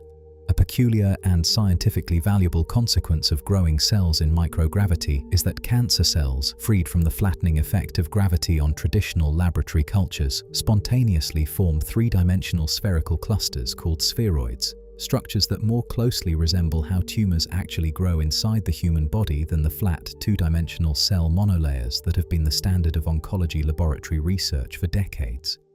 In conventional cell culture on Earth, cells are grown on flat surfaces, the bottoms of dishes and flasks, where they spread out in a thin layer, 1 or 2 cells deep. This flat geometry is fundamentally different from the three-dimensional architecture of a real tumor growing in living tissue. The cells in a 2D monolayer are all exposed to the same concentration of oxygen, nutrients, and drugs. They all have equal access to the surrounding medium. They do not develop the oxygen and nutrient gradients, the zones of proliferating cells at the periphery and quiescent or necrotic cells at the core, that characterize real tumors and profoundly influence how those tumors respond to therapy. When cancer cells are cultured in microgravity, surface tension and cell-to-cell adhesion dominate the forces acting on them, and they naturally aggregate into compact, roughly spherical clusters. These spheroids develop the internal gradients and three-dimensional cellular architecture of real tumors. Drugs that kill cells in 2D culture may behave very differently when tested against 3D spheroids, because the cells in the spheroid interior are experiencing a more realistic tumor environment. Researchers are now actively using microgravity, both aboard the ISS and in ground-based simulation devices, to grow more realistic tumor models, with the goal of identifying drug candidates whose effectiveness in space-grown spheroids will better predict their effectiveness in patients. Of all the ways that removing gravity changes the behavior of the physical world, few are as visually arresting as what happens to fire. On Earth, fire is asymmetric. A candle flame has a bottom, a middle, and a top. It tapers to a point. It leans in the wind. It is never a perfect shape, and the reason is gravity. The same gravity that keeps us on the ground also determines which way a flame points, because gravity drives the convection currents that feed and shape every fire that has ever burned in the open air of this planet. In microgravity, a candle flame becomes a sphere, not approximately spherical, not tending in that direction. A genuine, compact, nearly perfect sphere of luminous combustion, glowing with a symmetry that looks less like fire and more like something from a different kind of physics. The sphere is small, smaller than an Earth flame drawing the same amount of fuel, and it is dim, but it is real. It has been photographed and recorded in controlled experiments aboard the International Space Station, produced by NASA's Combustion Science Research Program specifically to understand the fundamental behavior of fire without the gravitational influence that has always been present in every fire ever lit on Earth. The transformation from flame to sphere is not magic. It is the direct consequence of removing convection. On Earth, when something burns, the hot gases produced by combustion are less dense than the cooler air around them, and gravity pulls the cooler, denser air down and beneath the flame, displacing the hot gases upward. This creates a continuous current, cool air flowing in from below, hot gases rising above, that gives the flame its upward taper and feeds it with fresh oxygen. Remove gravity, remove the density difference in the surrounding air that drives this convective flow, and the flame becomes symmetric in all directions. It still burns, it still consumes fuel, but it burns in a perfect sphere, and the world it burns in is unrecognizable. The familiar shape of a candle flame, that slender, wavering teardrop pointed at the top and slightly wider in the middle, warm gold fading to blue at the base, is so universally known that it has become a symbol, a shorthand for illumination, warmth, and the delicate beauty of open fire. It appears in artwork going back thousands of years. It is recognized by every culture in the world, and yet, despite its familiarity, very few people ever consider why a flame takes that particular shape, why it points upward rather than outward, why it tapers to a point at the top rather than simply expanding into a sphere. The answer is buoyancy-driven convection, and it is entirely a product of gravity. When a candle burns, it oxidizes the vaporized wax fuel, releasing heat and light. The combustion products, primarily carbon dioxide and water vapor, along with the heated air surrounding the flame, are significantly less dense than the cooler, unburned air nearby. In Earth's gravitational field, less dense fluids are pushed upward by the greater weight of the denser cold air around them, exactly as a bubble of air rises through water. The hot gases rise from the flame, pulling the flame itself into an elongated shape above the wick, creating the pointed top. This same convective flow continuously pulls fresh, cool air in from below the flame, from all sides at the base, feeding the combustion with oxygen and sustaining it. Without convection, without a constant supply of fresh oxygen drawn in from below, a flame on Earth would quickly consume the oxygen immediately surrounding it and extinguish. The teardrop shape is not decorative, it is functional. It is the geometry of an efficient combustion system that uses gravity to continuously refresh its oxygen supply. Take away gravity, and that system collapses. The convection stops, the oxygen supply changes, and the flame that emerges in the new environment is something altogether different. In microgravity, there is no buoyancy-driven convection. Hot gases produced by combustion are still less dense than the cooler air around them. That thermodynamic fact does not change. But density differences alone are not sufficient to drive convective flow. Convection requires a directional force to act on those density differences, to preferentially push the less dense fluid in one direction relative to the denser fluid. On Earth, gravity provides that force. In orbit, gravity provides no net force on the orbiting material, and so buoyancy-driven convection simply does not occur. Without convection, there is no mechanism to stretch the flame upward, no rising column of hot gas to give it directional asymmetry. The combustion products diffuse outward equally in all directions from the fuel source, not driven, not directional, just spreading. The flame settles into the shape dictated by the underlying physics of diffusion and surface chemistry. A sphere, because diffusion and surface tension are both isotropic forces, acting equally in all directions with no preferred orientation. The spherical flame in microgravity is also fed by diffusion rather than convection. Oxygen from the surrounding air reaches the flame not by being swept in from below by convective currents, but by molecular diffusion, the slow, random walk spreading of molecules driven by concentration gradients. Because oxygen is consumed at the flame surface, a gradient develops, lower oxygen concentration near the flame, higher concentration farther away, and oxygen molecules diffuse inward along this gradient. This process is much slower than convective feeding, which is why the microgravity flame burns more slowly and dimly than its Earth counterpart. It is doing the same basic chemistry, but it is doing it in a world stripped of the gravitational architecture that shaped fire on this planet for as long as there has been fire at all. The color of a flame carries information about its chemistry. On Earth, candle flames are yellow and orange in their upper portions and blue at their base, and the color variation reflects what is happening chemically in different parts of the flame. The blue at the base is the zone of incomplete combustion where fuel vapor is first igniting, producing chemiluminescence from excited reaction intermediates. The yellow and orange in the upper flame come primarily from soot, tiny particles of partially combusted carbon that are heated to incandescence by the surrounding flame, glowing in the visible spectrum the way any very hot solid material glows. Soot is produced when combustion is incomplete, when not enough oxygen is mixed with the fuel before the mixture cools below the combustion temperature. In a candle flame on Earth, convection continuously pulls fresh air in from below and sweeps hot gas and soot upward through the flame, but the mixing is imperfect, and soot particles form and glow before the convective current carries them above the flame tip, where they cool and form the familiar candle smoke. In microgravity, convection does not exist, and the mixing of air and fuel is driven entirely by slow molecular diffusion.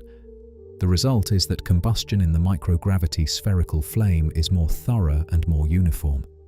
The slower, more diffuse process of feeding oxygen to the flame surface gives it more time to fully oxidize any carbon before it can form soot particles. Without soot, there is nothing to glow yellow. The microgravity flame burns blue, the color of a flame that is consuming its fuel cleanly and completely. As confirmed in NASA's own photographic documentation of candle flame experiments on the ISS, the space flame is spherical, soot-free and blue, a chemical portrait of a more perfect, if quieter and dimmer, combustion. Perhaps the most scientifically surprising discovery to emerge from microgravity combustion research is the existence of cool flames, a form of combustion that burns at temperatures far below those associated with ordinary fire, producing a faint, almost invisible luminescence rather than the bright light of conventional flames. Cool flames had been theoretically predicted and occasionally observed on Earth under very specific laboratory conditions, but studying them in detail was difficult because in Earth's gravitational environment, the convective flows produced even by low-temperature combustion tend to disrupt and extinguish them before they can stabilize. In microgravity, without convection to disturb them, cool flames can form and persist, hovering in the ambient air around a fuel droplet or combustion zone at temperatures below approximately 700 degrees Celsius, compared to the 1,400 to 1,700 degrees Celsius of a typical hydrocarbon flame. At these temperatures, the chemistry of combustion follows different reaction pathways than at high temperatures. The oxidation proceeds through a different set of intermediate compounds, and the products of the reaction are fundamentally different from the carbon dioxide and water vapor of conventional high-temperature combustion. NASA scientists discovered cool flames during droplet combustion experiments aboard the ISS, finding that after the conventional hot flames surrounding a fuel droplet had extinguished, combustion continued at a much lower temperature in an invisible or barely visible cool flame. The discovery was genuinely unexpected. Researchers watching the experiment data noticed that the fuel droplet was continuing to shrink even after the visible flame had gone out, indicating that chemical oxidation was still occurring, just at a temperature too low to produce visible light with the cameras in use. Subsequent experiments designed specifically to study cool flames have confirmed their properties and begun to map the chemical pathways involved. The chemical difference between cool flames in microgravity and conventional high-temperature combustion on Earth is not merely a matter of temperature. The two processes follow different reaction pathways, consume fuel through different sequences of intermediate steps, and produce fundamentally different final products, a distinction that has significant implications for engine design, fuel efficiency, and our understanding of combustion chemistry. In conventional, high-temperature combustion, the kind that occurs in a car engine, a gas stove, or a candle flame, hydrocarbon fuels are fully oxidized. Carbon atoms combine with oxygen to form carbon dioxide. Hydrogen atoms combine with oxygen to form water vapor. The reaction is thorough, driven at temperatures high enough to sustain the rapid chain reactions that complete the oxidation. The products, carbon dioxide and water, represent the fully burned result. Cool flames, operating at temperatures below the threshold needed to sustain rapid chain reactions, achieve only partial oxidation. Instead of carbon dioxide, they produce primarily carbon monoxide, an indication that the oxidation of carbon has stopped partway through the process, leaving the carbon bonded to only one oxygen atom rather than two. They also produce formaldehyde and a range of other partially oxidized hydrocarbon intermediates that are not present in the products of conventional combustion. This discovery has immediate practical relevance for the design of internal combustion engines. Modern engines often operate through a cycle that involves low-temperature combustion, and cool flame chemistry may explain some of the knocking, incomplete combustion, and efficiency losses that engine designers have been working to reduce for decades. By studying cool flames in the clean, convection-free environment of microgravity, where they can be examined without the disrupting influence of buoyancy-driven airflow, researchers are developing a more complete understanding of low-temperature combustion chemistry that is directly applicable to improving the efficiency of engines here on Earth. Fire safety aboard a spacecraft represents one of the most serious hazards in human spaceflight. The ISS is a pressurized environment with limited crew, limited escape options, and materials that, however carefully selected for low flammability, exist in close proximity to each other and to electrical systems that can spark, short-circuit, or overheat. Understanding how fire behaves in microgravity is therefore not purely academic. It is a matter of crew survival, and it drives one of the most sustained NASA research programs operating aboard the station. The primary facility used to study combustion science aboard the ISS is the Combustion Integrated Rack, or CIR, a self-contained sealed experiment chamber located in the station's science laboratory module that can safely contain small-scale flames during experiments while protecting the crew. The CIR is equipped with an array of cameras, sensors, and gas analysis instruments that allow researchers on Earth to monitor and record every aspect of a combustion event: temperature distribution, flame geometry, soot production, species concentrations, and extinction behavior, with precision that would be impossible in a non-contained or ground-based environment. Experiments conducted in the CIR require minimal crew interaction. The chamber is sealed, the experiment is initiated and monitored remotely, and the combustion products are captured and processed within the rack rather than released into the station's atmosphere. This design reflects the dual purpose of the CIR to conduct rigorous combustion science while maintaining the absolute priority of crew safety.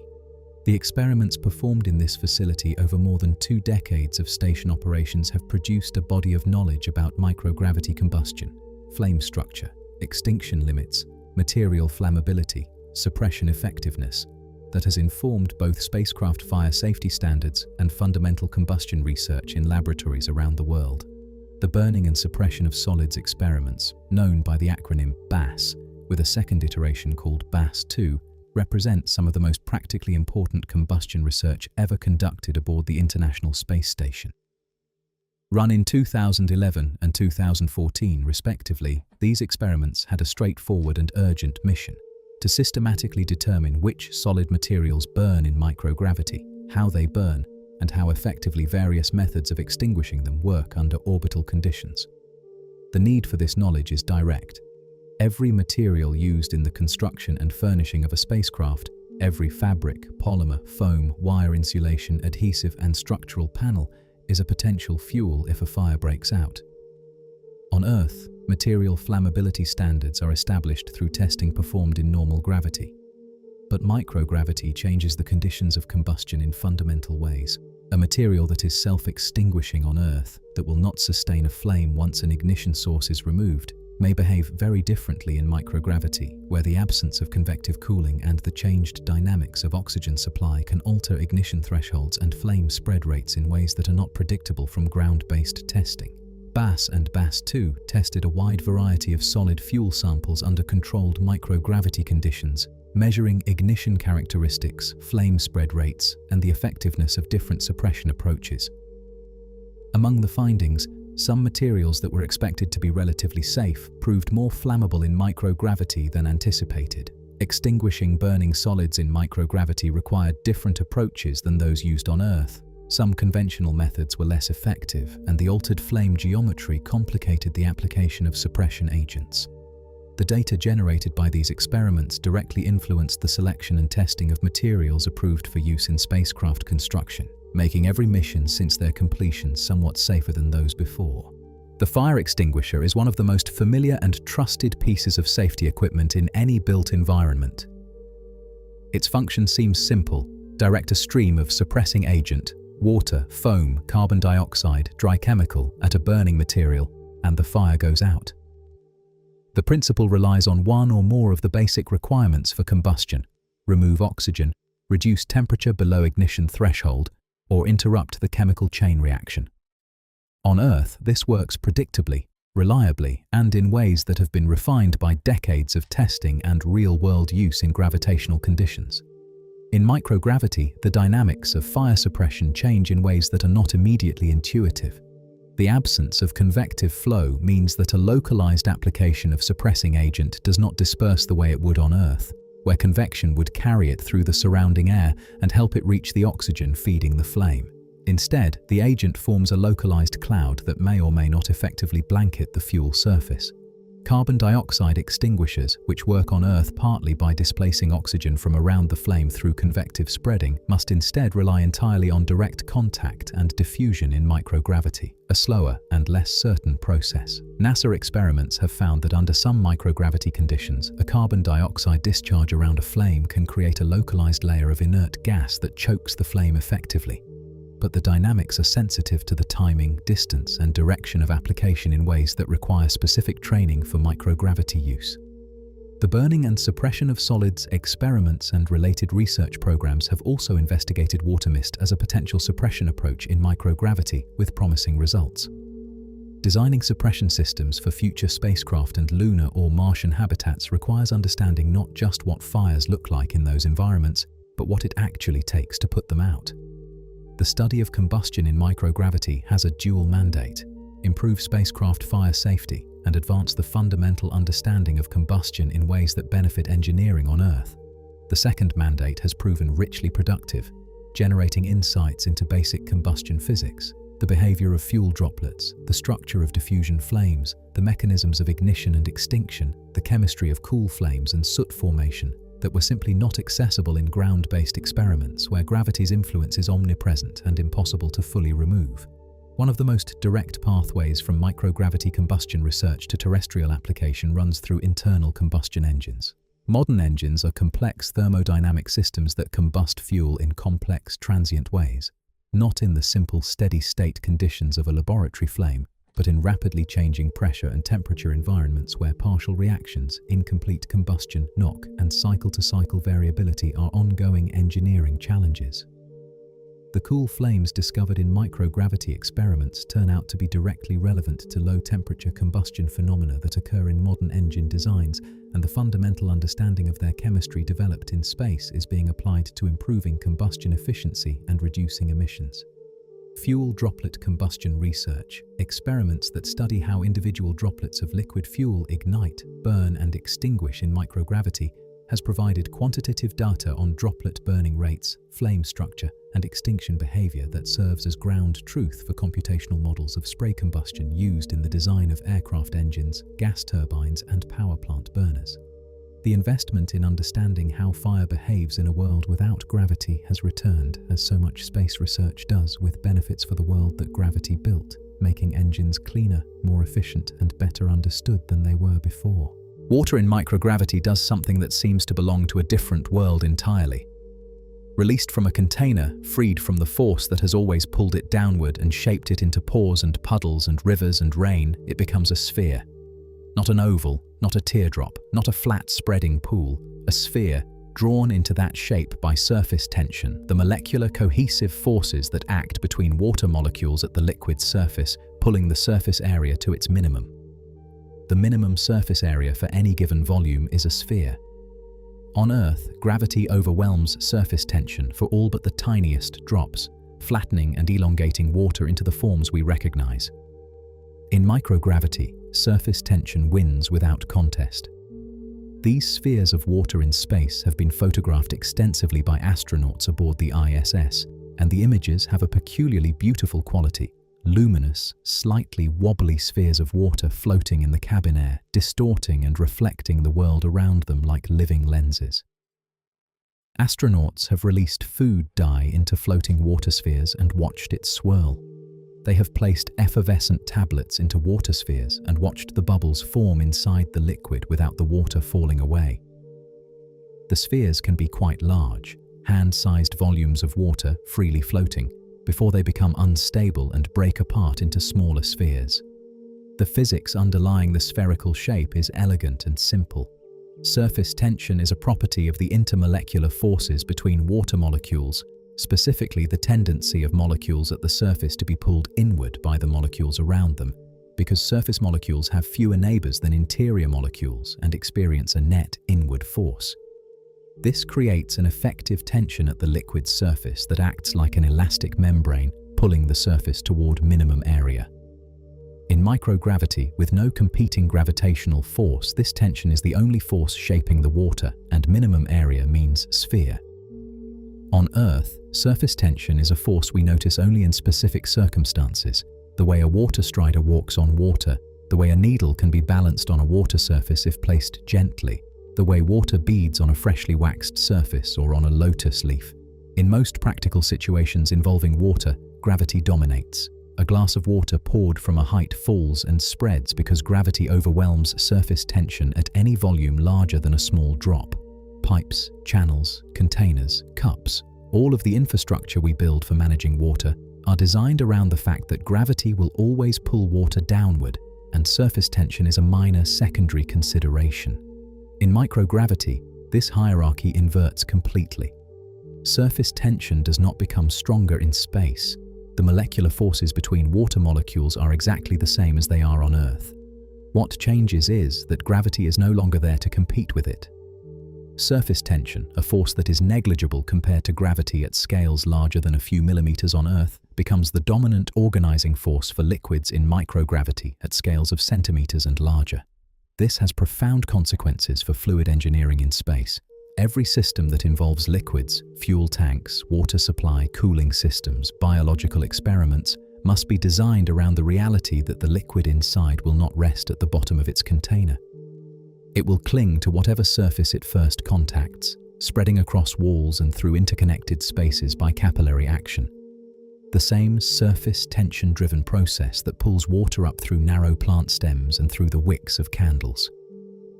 Fuel tanks in spacecraft are engineered with internal structures that use capillary forces to guide fuel toward the engine intake, because without those structures, fuel in a weightless tank would simply float in an arbitrary position and might not reach the intake at all. One of the most counterintuitive demonstrations of microgravity's effect on liquids came from a simple experiment performed aboard the International Space Station by Canadian astronaut Chris Hadfield.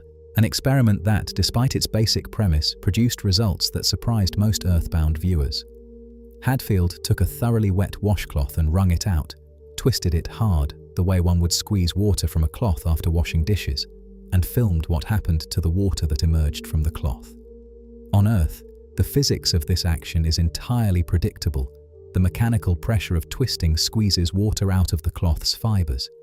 The water falls, drips, pours from the cloth under gravity and lands wherever is beneath it.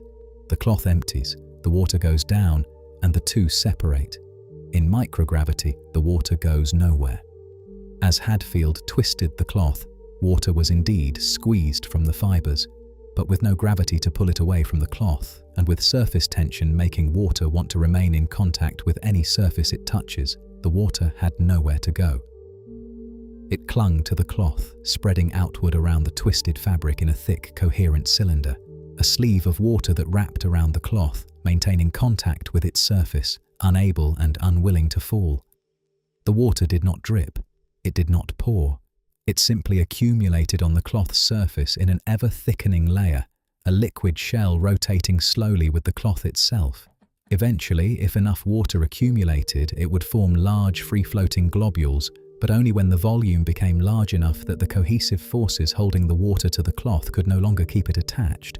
The demonstration was startling in its visual simplicity and in what it revealed about a force, surface tension, that is invisible and irrelevant in our daily gravitational lives.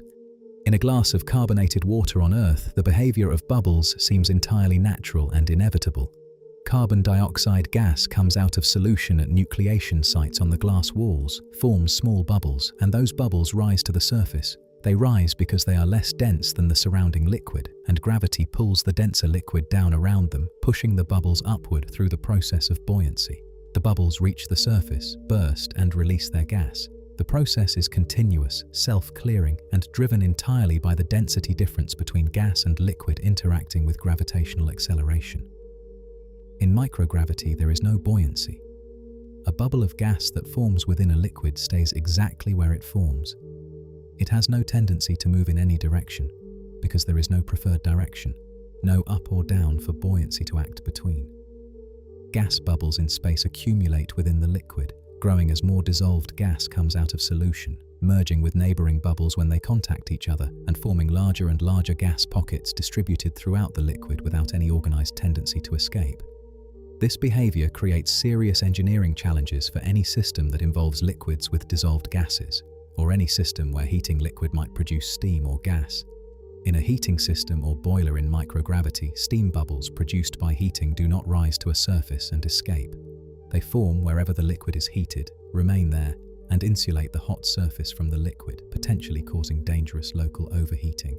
In life support systems and fuel cells aboard spacecraft, the management of gas-liquid interfaces, ensuring gas does not block liquid flow or accumulate in dangerous ways, requires engineering solutions specifically designed to function without the reliable gas clearing mechanism that buoyancy provides on Earth. Among the small but genuine comforts of daily life on Earth, carbonated beverages hold a modest but consistent place. The fizz of a soft drink, the effervescence of sparkling water, the sharp bubbliness of a freshly opened can. These are sensory pleasures that billions of people associate with refreshment and routine. In microgravity, carbonated drinks are essentially unusable in anything resembling their Earth form, and the reason is the same physics that makes gas bubbles stay wherever they form. When a carbonated drink is consumed on Earth, the liquid enters the stomach, which operates in the familiar gravitational environment. Gas bubbles in the stomach rise to the top of the liquid, accumulate, and eventually produce a burp, a slightly awkward but entirely harmless release of gas from the stomach through the esophagus. Gravity ensures that the gas separates from the liquid and concentrates at the top of the stomach contents, from which it can easily escape. In microgravity, this separation does not occur. Gas bubbles in the stomach, released from a carbonated drink, stay distributed throughout the stomach contents, mixed into the liquid without any tendency to separate. The result is not a normal burp, but a wet belch in which gas and liquid come back up together. Not pleasant, not comfortable, and potentially messy in a sealed cabin environment. For this reason, carbonated beverages are generally avoided by astronauts and are not a standard part of ISS food service. This is a small example of a broad principle. Many processes and systems that seem trivially simple on Earth, processes we have never needed to think about because gravity handles them automatically, require explicit engineering solutions or simply fail when gravity is removed. Boiling is a process so fundamental to cooking and thermal management that it forms the basis of countless industrial and domestic technologies, from the steam turbines that generate electricity to the pasta pot on a kitchen stove. On Earth, boiling seems straightforward. Heat a liquid to its boiling point. Bubbles of vapor form at the hot surface, rise through the liquid, and escape at the top. The rising bubbles carry heat away from the hot surface efficiently, preventing dangerous local temperature buildup. Convection circulates the liquid, distributing heat throughout and maintaining a relatively uniform temperature. In microgravity, this elegant, self-regulating system breaks down. Heating a liquid in space does not produce the vigorous, efficient boiling seen on Earth. Instead, vapor bubbles form at the heated surface and stay there. Without buoyancy to lift them away from the hot surface and without convection to carry them off, the bubbles insulate the surface from the liquid, blocking the transfer of heat. The surface temperature beneath the accumulated bubbles rises uncontrollably because the cooling mechanism, heat carried away by evaporating liquid and convective flow, has failed. What is called a vapor lock develops, a layer of gas that prevents the liquid from contacting the hot surface. This phenomenon has serious implications for spacecraft thermal management and power systems. Cooling systems aboard spacecraft frequently involve the circulation of liquid coolants through heat exchangers, and the potential for vapor lock in microgravity must be explicitly designed against. Engineers must ensure that coolant flow is maintained mechanically by pumps rather than convective flow, and that any vapor produced in the system is managed and removed through dedicated means. The simple act of boiling, effortless and reliable in every kitchen on Earth, becomes an engineering problem that demands careful attention when gravity is absent. Astronauts have reported on more than one occasion the strange and slightly disorienting experience of crying in space. Not from distress, though the isolation, confinement and physical discomfort of long-duration missions create real emotional challenges, but in the course of normal human emotional life, or from an irritant in the eye, or simply from the kind of involuntary tearing that happens to anyone at unexpected moments. And in each of these cases, the tears that form do something entirely unfamiliar. They do not fall.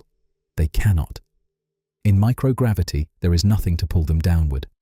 The tear duct produces moisture exactly as it always has. The lacrimal glands secrete fluid at the inner corner of the eyelid, and that fluid spreads across the eye surface through blinking. When more fluid is produced than can be absorbed and drained normally, it accumulates at the lower eyelid on Earth, pooling there briefly before spilling over the lid margin and running down the cheek. On Earth, this is the path tears follow because gravity creates a preferential direction, pooling at the lowest point, then falling. In microgravity, the tear fluid produced by the eye has nowhere to fall. It collects at the margins of the eye, held there by surface tension, and grows slowly outward. Rather than running down the cheek, tears in space build up around the eye as an ever-growing spherical blob of fluid, clinging to the skin by surface tension, covering a larger and larger area as more fluid accumulates. Astronauts have described the sensation as strange and somewhat uncomfortable. The eye becomes surrounded by a bubble of its own moisture, which must eventually be blotted away. It is a small, human-scale demonstration of the same physics that shapes water spheres in space: tender, impractical, and quietly strange. Water is among the heaviest and most essential supplies required for human life in space. Launching water from Earth is extraordinarily expensive. Every kilogram lifted to low Earth orbit costs thousands of dollars in rocket propellant, and the water needs of a crew over a months-long mission are substantial. Drinking, food preparation, hygiene, and scientific experiments all consume water. Without an efficient water recovery system, the logistical cost of keeping human beings alive in orbit would be dramatically higher than it already is. The water recovery system aboard the International Space Station addresses this challenge through a recycling approach that would seem extraordinary by any everyday standard. It processes urine, humidity condensed from the cabin air, and other wastewater through a series of filtration, distillation, and purification steps, recovering approximately 93% of the water content as potable drinking water. The purified water produced by this system meets or exceeds the quality standards of drinking water on Earth. Astronauts drink it. They use it for food preparation. They exercise and sweat and breathe, and the water cycling through their bodies returns eventually to the system. The distillation process that forms the core of urine water recovery requires special design for microgravity, because conventional distillation relies on convection and the tendency of vapor to rise above liquid. Without gravity, a different approach is used. The urine is spun in a rotating distillation drum that uses centrifugal force to separate liquid from vapor in the absence of gravitational buoyancy. The resulting purified water then passes through additional filtration stages to remove any remaining contaminants. The system represents one of the most sophisticated life support technologies ever deployed, and the lessons learned from operating it have applications for closed-loop life support systems in any isolated, resource-constrained environment, on Earth or eventually much farther from home. One of the subtler disruptions that microgravity introduces to daily life aboard a spacecraft is the complete impracticality of open containers for liquids. On Earth, a cup, a bowl, a glass, these are functional objects precisely because gravity reliably holds liquids at the bottom. Pour water into a glass and it stays there. Carry the glass without tilting it too far and the water stays inside. Set it down and it continues to hold the water until you choose to drink it. Every liquid container used in daily life on Earth relies on gravity as an implicit engineering feature, the invisible, omnipresent force that ensures the liquid occupies the lowest point of the container and does not go elsewhere. In microgravity, an open cup is nothing. Liquid placed in an open container has no reason to stay inside it. Surface tension will cause it to cling to whatever it touches first, the interior walls of the cup if it happens to contact them. But any disturbance, any slight movement of the cup, and the liquid will detach and float away in a sphere, drifting through the cabin and potentially contacting electronics, experiments, or surfaces where moisture would cause damage. All fluid consumption aboard the ISS is therefore conducted through sealed containers with straws or squeeze bottles, flexible pouches from which the liquid can be drawn without it escaping into the cabin air. The straw itself must be sealed with a valve that the astronaut operates with their mouth to prevent residual liquid in the straw from floating free when the astronaut stops drinking. Even hot beverages like coffee and tea, which astronauts do drink because small comforts matter enormously on long missions, are sealed inside pouches with nozzles. The ritual of pouring and holding a cup, so ordinary on Earth, is entirely absent from life in orbit. There is no such thing as setting your drink down and picking it back up. The absence of buoyancy-driven convection in microgravity does not mean that fluids in space are entirely still. A different type of convective flow, largely irrelevant in everyday terrestrial experience, becomes the dominant mode of fluid movement in the gravity-free environment: Marangoni convection, named after the 19th century Italian physicist Carlo Marangoni, who first described it systematically. Marangoni convection is driven not by density differences and gravity, but by gradients in surface tension. Surface tension is not a fixed property of a liquid. It varies with temperature, with concentration of dissolved substances, and with the presence of surfactant molecules at the liquid surface. Wherever a gradient in surface tension exists across a liquid's surface, a temperature difference, for instance, producing a region of higher surface tension adjacent to a region of lower surface tension, there is a net force pulling the liquid from the lower tension region toward the higher tension region. This force drives a flow. On Earth, Marangoni convection is dwarfed in most situations by the buoyancy-driven convection that gravity makes dominant. In microgravity, without buoyancy convection to compete with, Marangoni convection becomes the primary mechanism by which fluids move in response to thermal and compositional gradients. The practical implications of Marangoni convection in microgravity are significant for materials processing, crystal growth, and any biological experiment involving fluid flows. Thermal Marangoni convection around growing crystals in microgravity can affect the quality and uniformity of the crystals if not carefully controlled. In biological samples and cell cultures, Marangoni flows can transport nutrients, waste products, and signaling molecules in ways that differ from their transport in ground-based experiments. Understanding and accounting for Marangoni convection is one of the essential scientific skills required for conducting reliable experiments in the microgravity environment. Among the most commercially and scientifically valuable applications of microgravity is the growth of crystals with properties significantly superior to those achievable in Earth-based laboratories.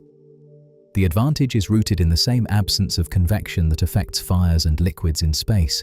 On Earth, the convective currents that circulate within the solution from which a crystal grows continuously disturb the growing crystal's surface, depositing molecules at irregular intervals and creating defects, imperfections in the crystal lattice that reduce its structural perfection and limit its usefulness for the most demanding scientific and industrial applications. In microgravity, where buoyancy-driven convection does not occur, the solution surrounding a growing crystal is remarkably still. Molecules migrate toward the growing crystal surface only by the slow process of diffusion, and they arrive at a more uniform rate from more consistent directions. The result, documented repeatedly in ISS crystal growth experiments conducted over more than 2 decades, is crystals that are consistently larger and structurally more ordered than crystals grown under equivalent conditions on Earth.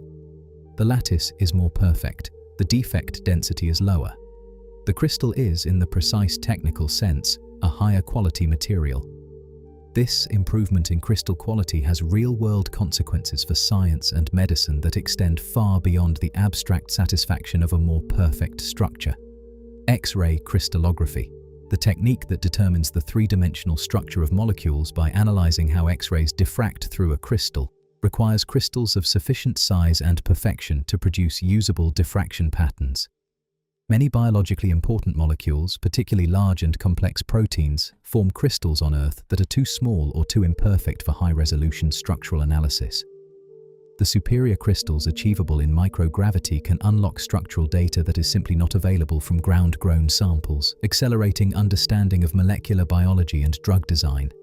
Proteins are the molecular machines of life, enzymes that catalyze chemical reactions, receptors that receive cellular signals, structural components that give cells their shape, regulatory molecules that control gene expression.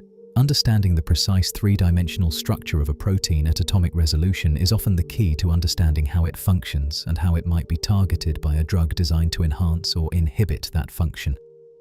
This structural information is obtained primarily through X-ray crystallography, which requires the protein to be formed into a crystal of adequate size and quality. Growing protein crystals on Earth is notoriously difficult. Proteins are large, complex, irregularly shaped molecules that do not naturally form orderly crystalline lattices. The conditions required, specific pH, temperature, salt concentration, and the slow, controlled diffusion of the protein into a crystallizing agent, are demanding to achieve and sensitive to disturbance. The convective flows in a ground-based crystallization solution continuously perturb the growing crystal, introducing imperfections that limit the resolution of the structural data that can be obtained from it. Space-grown protein crystals produced in the stillness of microgravity are consistently superior to their Earth-grown counterparts.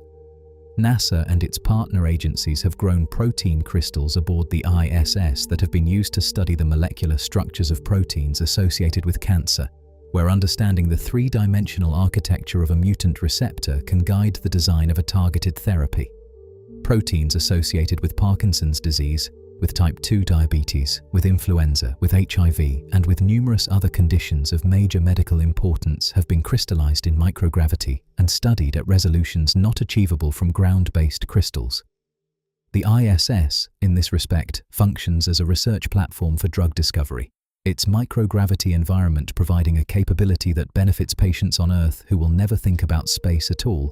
The connection between crystal growth in the silent, gravity-free environment of the International Space Station and the treatment of human disease on Earth is one of the less celebrated but genuinely important fruits of sustained human presence in space. When researchers grow improved protein crystals in microgravity and use them to determine molecular structures at higher resolution, they are not engaged in abstract science for its own sake. They are generating the structural blueprints that guide the development of drugs designed to interact with specific molecular targets, to fit into the active site of an enzyme, to block a signaling receptor, to disrupt the abnormal protein aggregation that underlies neurodegenerative disease. In cancer research, the precise three-dimensional structure of mutant proteins that drive tumor growth, proteins like altered kinases, modified growth factor receptors, and dysregulated transcription factors, is crucial for designing drugs that selectively inhibit the mutant form without disrupting the function of the normal version. The marginal improvements in crystal quality achievable in microgravity can translate into measurable improvements in the resolution of structural data, which can in turn make the difference between a model that is good enough for structure-based drug design and one that is not. For Parkinson's disease, the aggregation of alpha-synuclein protein into the insoluble deposits called Lewy bodies is a central pathological feature whose molecular mechanisms are not fully understood. Growing crystals of alpha-synuclein or of proteins involved in its clearance in microgravity and obtaining higher resolution structural data from them contributes to the basic science that underlies all therapeutic development for this devastating condition. These are slow-moving benefits, measured in the years and decades of the drug development pipeline. But they are real, and they are grounded in the specific physical advantage that the gravity-free environment of orbit provides for the ancient, painstaking work of making crystals. The production of metal alloys, materials made by combining two or more metals to achieve properties superior to any individual component, is among the most ancient and important of all metallurgical arts. Bronze, the alloy of copper and tin that defined a human age. Steel, the alloy of iron and carbon that built the industrial world. The sophisticated alloys of titanium, nickel, and aluminum that enable jet engines and spacecraft all depend on the ability to mix their component metals uniformly throughout the material. Uniformity of composition is directly related to consistency of properties. An alloy with compositional variations, regions richer in one component than another, will have inconsistent strength, corrosion resistance, or conductivity. On Earth, when molten metals of different densities are mixed, gravity intervenes. Denser molten metal sinks toward the bottom of the vessel. Less dense metal floats toward the top. Compositional stratification occurs despite stirring because gravity continuously works to separate the components by density. In highly demanding applications, aerospace components, precision electronics, medical implants, this gravitational stratification imposes limits on alloy quality that cannot be overcome by any amount of stirring or processing technique. In microgravity, the driving force for density-based stratification is absent. Molten metals of different densities can be mixed together and, in the absence of convective separation, remain mixed as they solidify. The resulting alloys have more uniform compositional distributions throughout their volume than equivalent alloys produced on Earth. Research conducted aboard the ISS and in ground-based microgravity simulation has demonstrated this compositional uniformity in multiple alloy systems, opening potential avenues for producing materials with more consistent properties for high-performance applications. Metal foam is a relatively young class of engineering material. A metal, typically aluminum, with a controlled distribution of gas pores throughout its volume, giving it a structure somewhat like rigid foam rubber or the inside of a loaf of bread. Metal foams combine very low density with reasonable stiffness and with excellent energy absorption properties. The controlled collapse of the porous structure under impact absorbs shock efficiently, making metal foams candidates for applications in crash protection, vibration damping, lightweight structural panels, and thermal insulation. They are used in automotive bumpers, aerospace structures, and are under investigation for architecture and protective equipment. One of the persistent challenges in manufacturing metal foam on Earth is achieving a uniform distribution of pore sizes and pore spacing throughout the material. The process of introducing gas bubbles into molten metal, by injecting gas, by adding foaming agents, or by other means, produces bubbles that, under Earth's gravity, are subject to buoyancy. Larger bubbles rise faster than smaller ones. Bubbles at different depths in the molten metal experience different pressures. The result is a foam with non-uniform porosity, denser near the bottom, more porous near the top, which compromises the consistency of its mechanical properties. In microgravity, buoyancy effects on the gas bubbles in the molten metal are eliminated. Bubbles can be introduced into the melt in a controlled fashion and remain in place as the metal solidifies, without the tendency to migrate toward the top or to coarsen at different rates due to hydrostatic pressure differences. The resulting foam can achieve significantly more uniform porosity than Earth-produced equivalents. Research aboard the ISS and in parabolic flight campaigns has demonstrated this improvement, suggesting that microgravity processing could eventually produce metal foams with superior and more consistent performance for demanding applications. Some combinations of metals that would be valuable if they could be made into homogeneous alloys are simply not achievable by conventional manufacturing on Earth. The fundamental obstacle is density. If the two metals differ too greatly in density, gravity-driven stratification in the molten state is too powerful to overcome by stirring or rapid solidification. The denser metal sinks, the less dense metal floats, and the mixture solidifies as a layered composite rather than a true alloy with uniform composition at every point. No amount of mixing energy can permanently counteract gravity as long as the melt remains liquid and gravity is present. In microgravity, this constraint is lifted. Combinations of metals that are separated by large density differences, combinations that would immediately stratify in a terrestrial melt, can be combined in the molten state and remain mixed throughout solidification because there is no gravitational force acting differentially on the two components. The resulting solid material has a uniform distribution of both metals that would be impossible to achieve in an Earth-based foundry. The scientific and engineering implications of this capability extend beyond simply making a new category of materials available. Novel alloy compositions, particularly those combining metals with complementary properties that happen to differ greatly in density, could exhibit property combinations, specific strength, corrosion resistance, thermal conductivity, electrical properties that are not accessible in any conventional alloy system. While the practical manufacture of such alloys in useful quantities presents obvious logistical challenges, the cost of producing materials in orbit remains prohibitive for most applications. The research value of demonstrating their existence and characterizing their properties is genuine. They represent a category of materials that the gravitational environment of Earth has placed permanently out of reach, accessible only in the weightless laboratory of orbit. The performance of semiconductor devices, the transistors, diodes, solar cells, and photodetectors that form the foundation of modern electronics, depends critically on the crystalline perfection of the semiconductor material from which they are made. Defects in the crystal lattice of a semiconductor, dislocations, vacancies, impurity clusters, grain boundaries, scatter electrons, reduce carrier mobility, decrease luminescent efficiency, and limit the power conversion efficiency of solar cells. The semiconductor industry invests enormous resources in processes designed to minimize crystal defects in wafer production because the economic value of higher performing devices is correspondingly large. Crystal growth in microgravity offers a potential route to semiconductor crystals with fewer defects than those grown on Earth, through the same mechanism that improves protein crystal quality. The absence of buoyancy-driven convective flows in the growth melt or solution, and the consequent reduction of the mechanical disturbances that introduce dislocations and other defects at the growing crystal interface. Research conducted on semiconductor materials, including gallium arsenide, a compound semiconductor used in high-speed electronics and solar cells, grown in microgravity, has documented reduced defect densities compared to terrestrially grown reference samples. The economic and logistical obstacles to producing commercial semiconductor wafers in orbit are currently prohibitive. The cost per kilogram of material produced in space remains many orders of magnitude above what any semiconductor application could justify. But the scientific demonstration that microgravity can yield fundamentally higher quality semiconductor crystals is valuable for several reasons. It validates theoretical models of defect formation.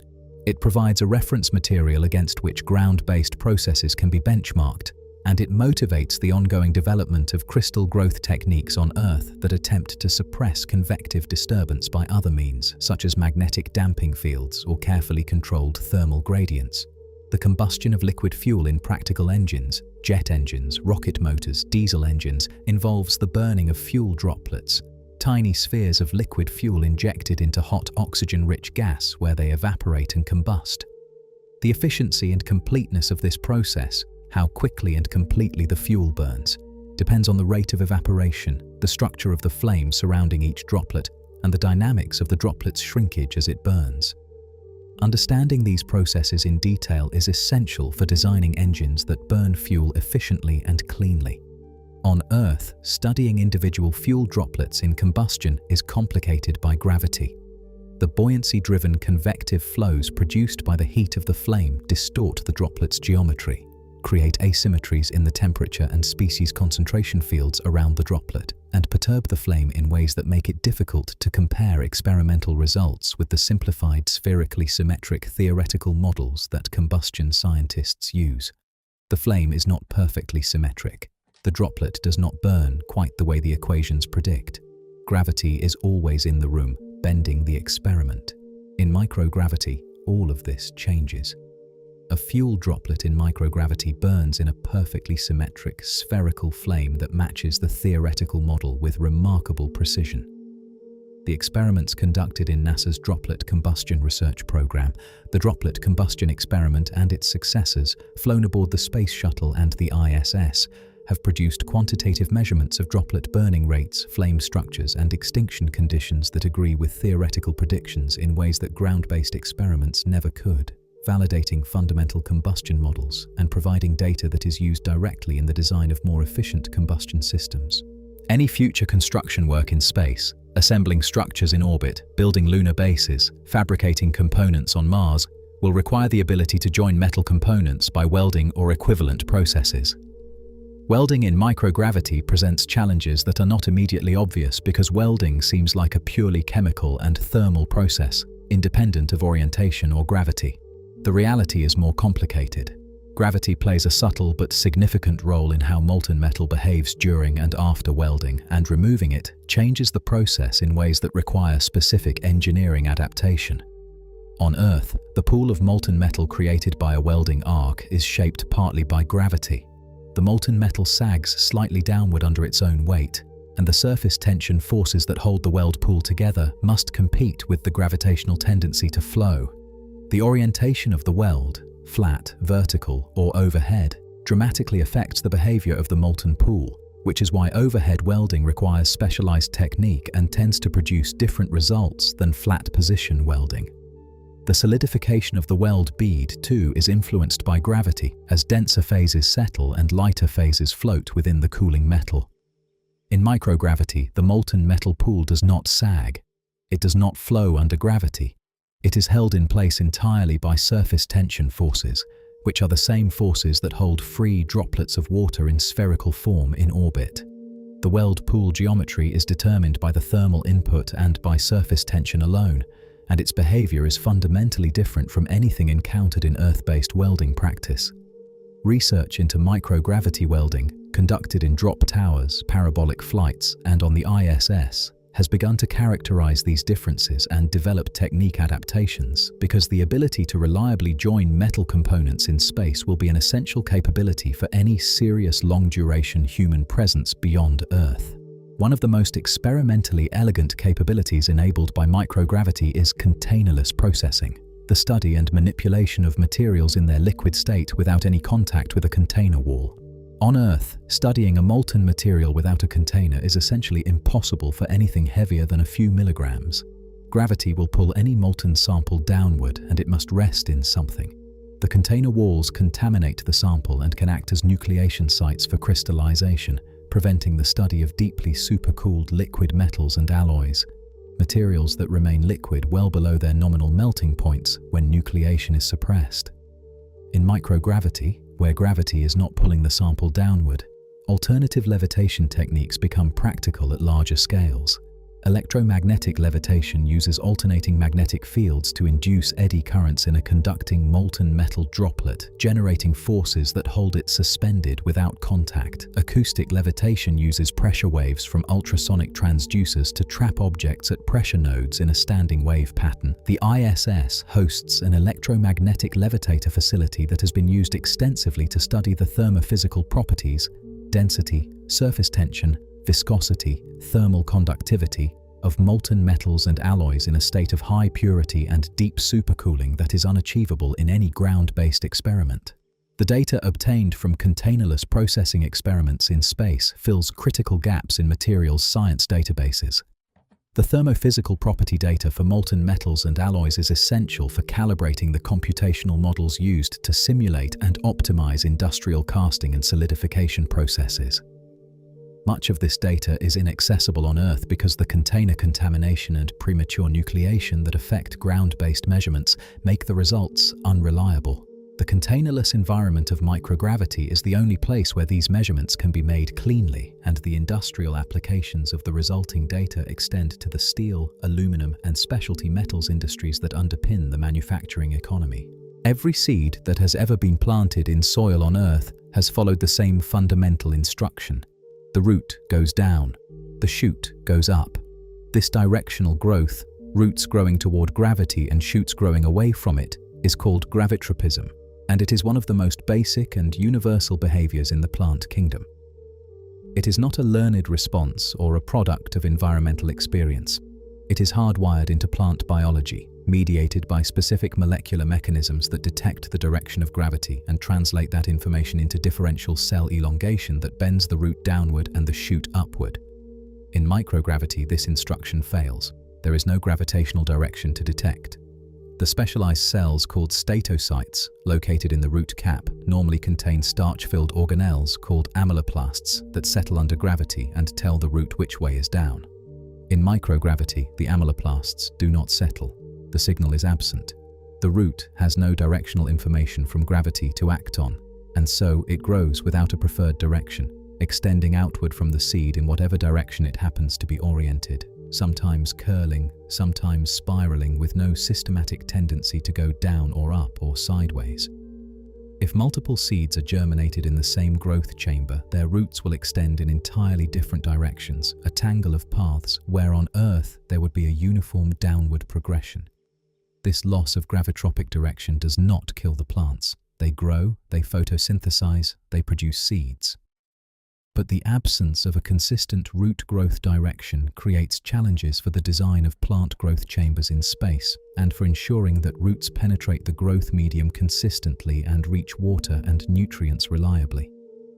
Understanding how plants navigate in microgravity, how they compensate for the loss of gravitropism with other directional cues, primarily light, is important for the development of the closed-loop food production systems that will be essential for long-duration missions. Deprived of gravity as a directional cue, plants in microgravity do not simply grow randomly and inefficiently. They adapt, drawing on a different set of sensory capabilities that are present in all plants but normally play a secondary role to gravitropism in Earth environments. Phototropism, the ability to detect and grow toward light. Plants are exquisitely sensitive to the direction of light, and in the absence of a gravitational signal to compete with, phototropism becomes the dominant directional guide for growth in microgravity. The molecular machinery of phototropism is distinct from that of gravitropism.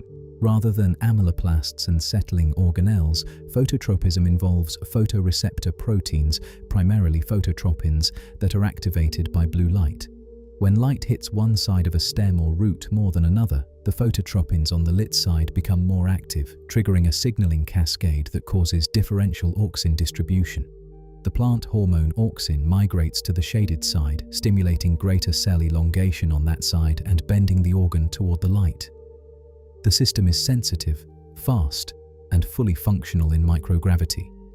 Plant growth experiments aboard the ISS, including the veggie growth chambers and the advanced plant habitat, have consistently demonstrated that plants grown with well-designed lighting systems can achieve reasonably normal shoot architecture even in the absence of gravity, using light direction as their primary orientation reference.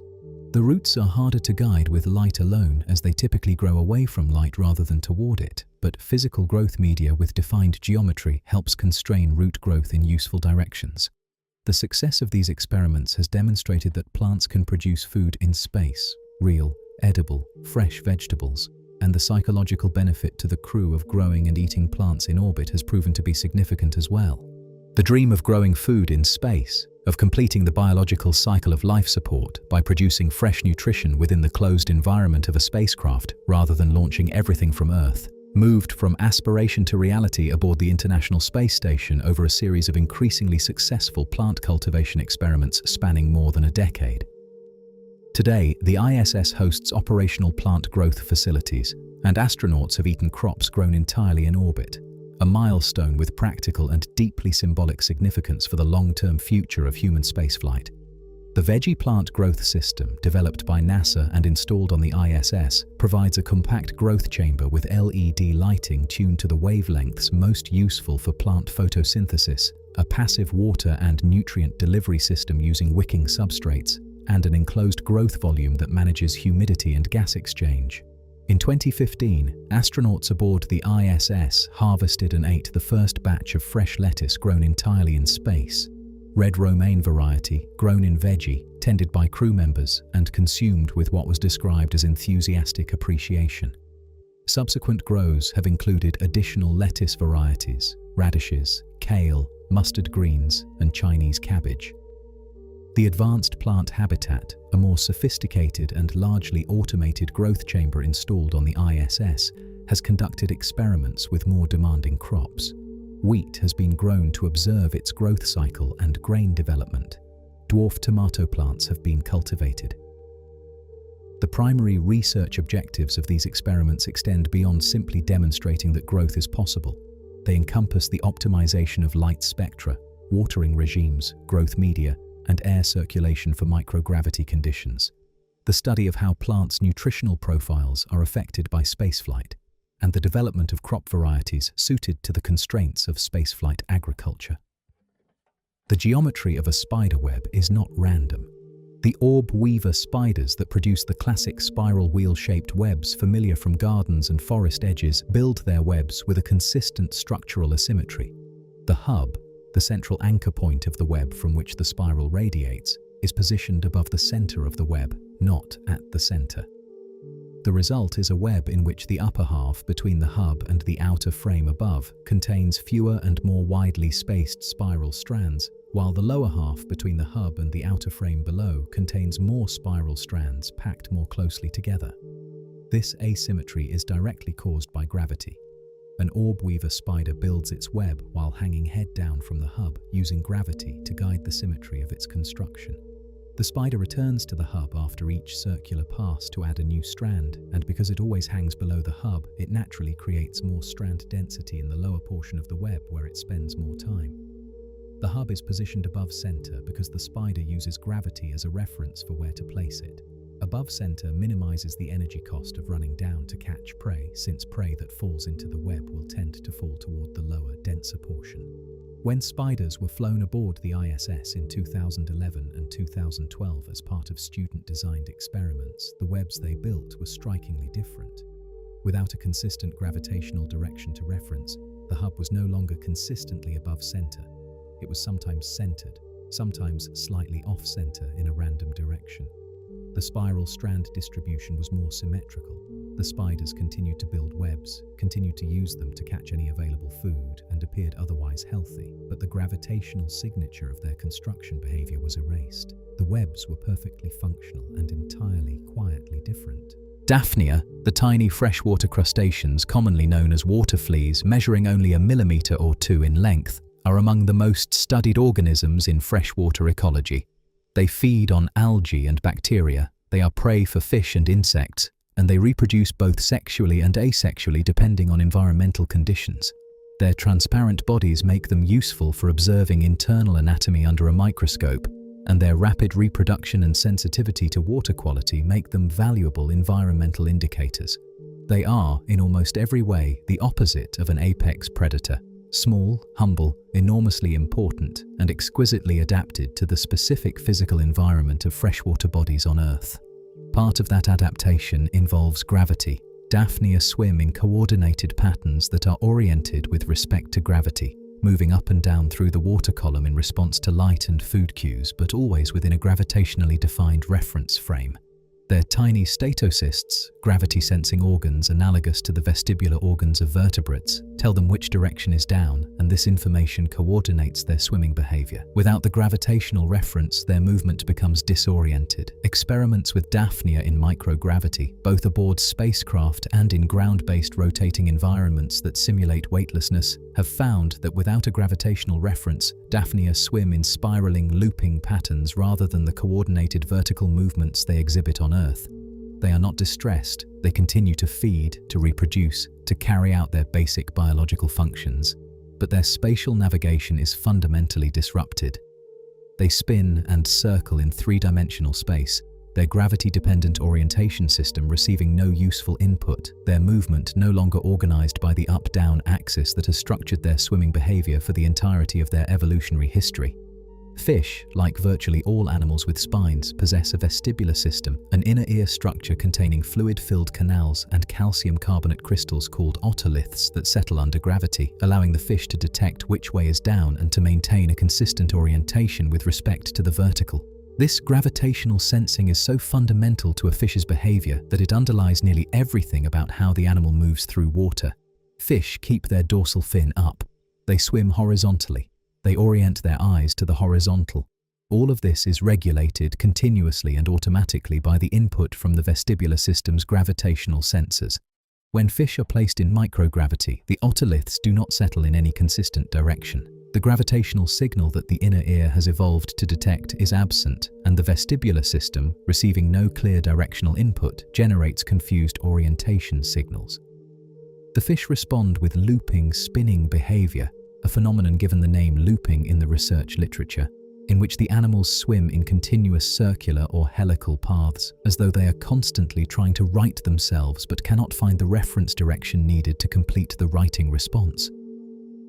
Research on medicafish and zebrafish aboard the ISS has documented this looping behavior extensively. It occurs in most fish immediately upon exposure to microgravity, and in some animals it persists for the duration of their stay in orbit. Interestingly, some individual fish appear to adapt over time, developing compensatory strategies that use visual cues instead of gravitational cues to maintain orientation in a manner analogous to the way humans can suppress vestibular input with visual information. The study of how fish adapt, or fail to adapt, to the loss of gravitational orientation provides insights into the plasticity of the vertebrate vestibular system that have relevance for understanding balance disorders and vestibular rehabilitation in humans. The International Space Station is not sterile. From the moment it was first assembled in orbit and the first crew took up residence, the station became home to a microbial community. Bacteria, fungi, and other microorganisms carried aboard by crew members, by supplies, and by equipment, and then living, growing, adapting, and evolving within the closed, controlled environment of the orbital laboratory. Managing this microbial community, keeping it from posing health risks to crew members, from degrading equipment, and from contaminating scientific experiments, is an ongoing operational challenge that the station's managers take seriously. Research into the microbiome of the ISS has revealed several concerning trends. Some bacterial strains living aboard the station have been found to express elevated levels of antibiotic resistance, a capacity to survive exposures to antibiotics that would kill their ground-based counterparts. This resistance appears to be enhanced by the stress conditions of the space environment, which include elevated radiation, microgravity, and the altered nutrient and competitive environment of a closed spacecraft.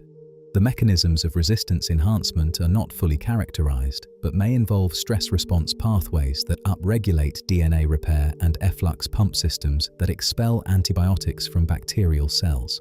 Separate from antibiotic resistance, some bacterial strains in microgravity have been found to show altered virulence, changes in the expression of genes associated with the ability to infect and cause disease in a host. In some experimental systems, pathogens grown in microgravity have shown increased invasiveness compared to ground-grown controls. While these experiments are typically conducted with established laboratory strains under controlled conditions rather than in the general ISS environment, they raise legitimate questions about how the microgravity environment affects the pathogenic potential of microorganisms and what this means for crew health on long-duration missions. A biofilm is a community of microorganisms, typically bacteria, attached to a surface and encased in a self-produced matrix of polysaccharides, proteins, and extracellular DNA. Biofilms are among the most ubiquitous and successful modes of microbial life on Earth. They form on teeth as dental plaque, on the inner walls of water pipes and catheters, on the surfaces of medical implants, on rocks in streams and oceans, and on virtually any surface that is regularly in contact with water. In a biofilm, bacteria are protected from environmental stresses, antibiotics, immune cells, desiccation, and can cooperate and communicate through chemical signaling in ways that single free-floating cells cannot. The architecture of a biofilm, the three-dimensional arrangement of bacterial cells within the matrix, is shaped in part by the physical environment, including gravity and the convective flows that gravity drives in the surrounding fluid. In ground-based biofilms, gravity influences how the matrix deposits, how nutrients reach cells in different parts of the biofilm, and how waste products diffuse away. Remove gravity, and these physical influences change. Research on biofilm formation in microgravity has found that bacteria produce structurally distinct biofilms compared to those formed in identical growth conditions on Earth. Microgravity biofilms tend to form thicker, more column-like three-dimensional architectures rather than the flatter, more uniform sheets typical of ground-grown biofilms. They also contain more total biomass and are potentially more difficult to remove from surfaces. These structural differences are significant for spacecraft operations. Biofilms can degrade materials, corrode metal, block fluid lines, and harbor microorganisms that pose health risks. Understanding how to control biofilm formation in microgravity is relevant both for keeping the ISS clean and for designing the life support systems of future spacecraft. Stem cells occupy a special position in the biology of living organisms. They are unspecialized cells that retain the capacity to divide and to develop into more specialized cell types, the progenitors, from which the specific cells of specific organs and tissues are derived. Their behavior, which cells they become when they divide, how they organize themselves, is governed by a combination of genetic programming and environmental signals, including mechanical forces. The forces experienced by a cell in its tissue, compression, tension, fluid shear stress, are important regulators of stem cell fate, signaling through mechanosensory pathways that link physical force to gene expression. In microgravity, the mechanical environment of a cell changes fundamentally.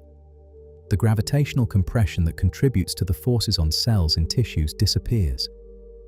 The convective flows that carry molecular signals in culture medium are altered. The sedimentation of the extracellular matrix components that normally help structure the mechanical environment of a growing cell culture does not occur. Stem cells in microgravity therefore experience a mechanical environment that has no exact counterpart in any tissue on Earth, and their behavior reflects this.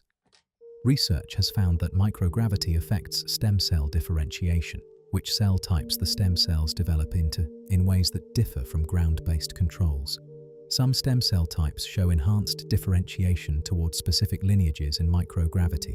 Hematopoietic stem cells, the precursors of blood cells, have shown altered differentiation patterns.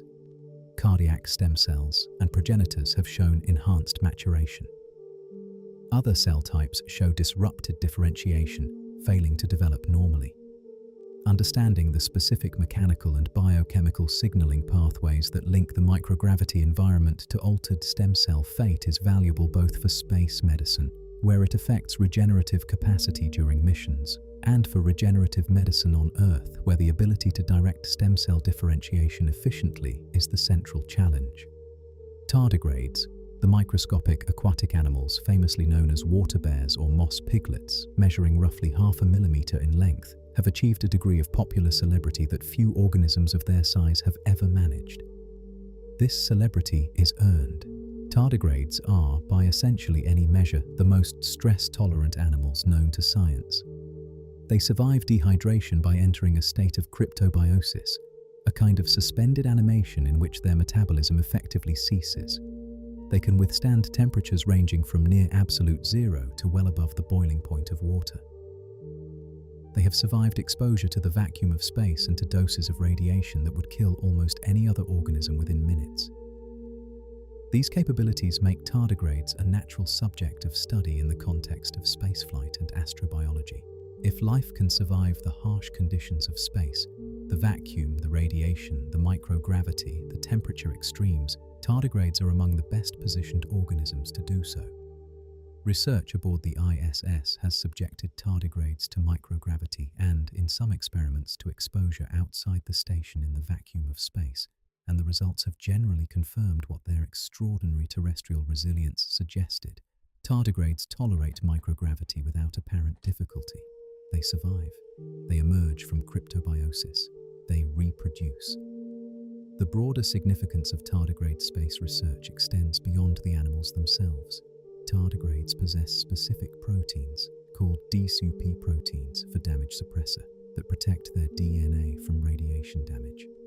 Understanding the molecular mechanisms of these proteins could eventually yield insights into radiation protection strategies relevant for human spaceflight, where exposure to cosmic radiation is one of the primary long-term health concerns.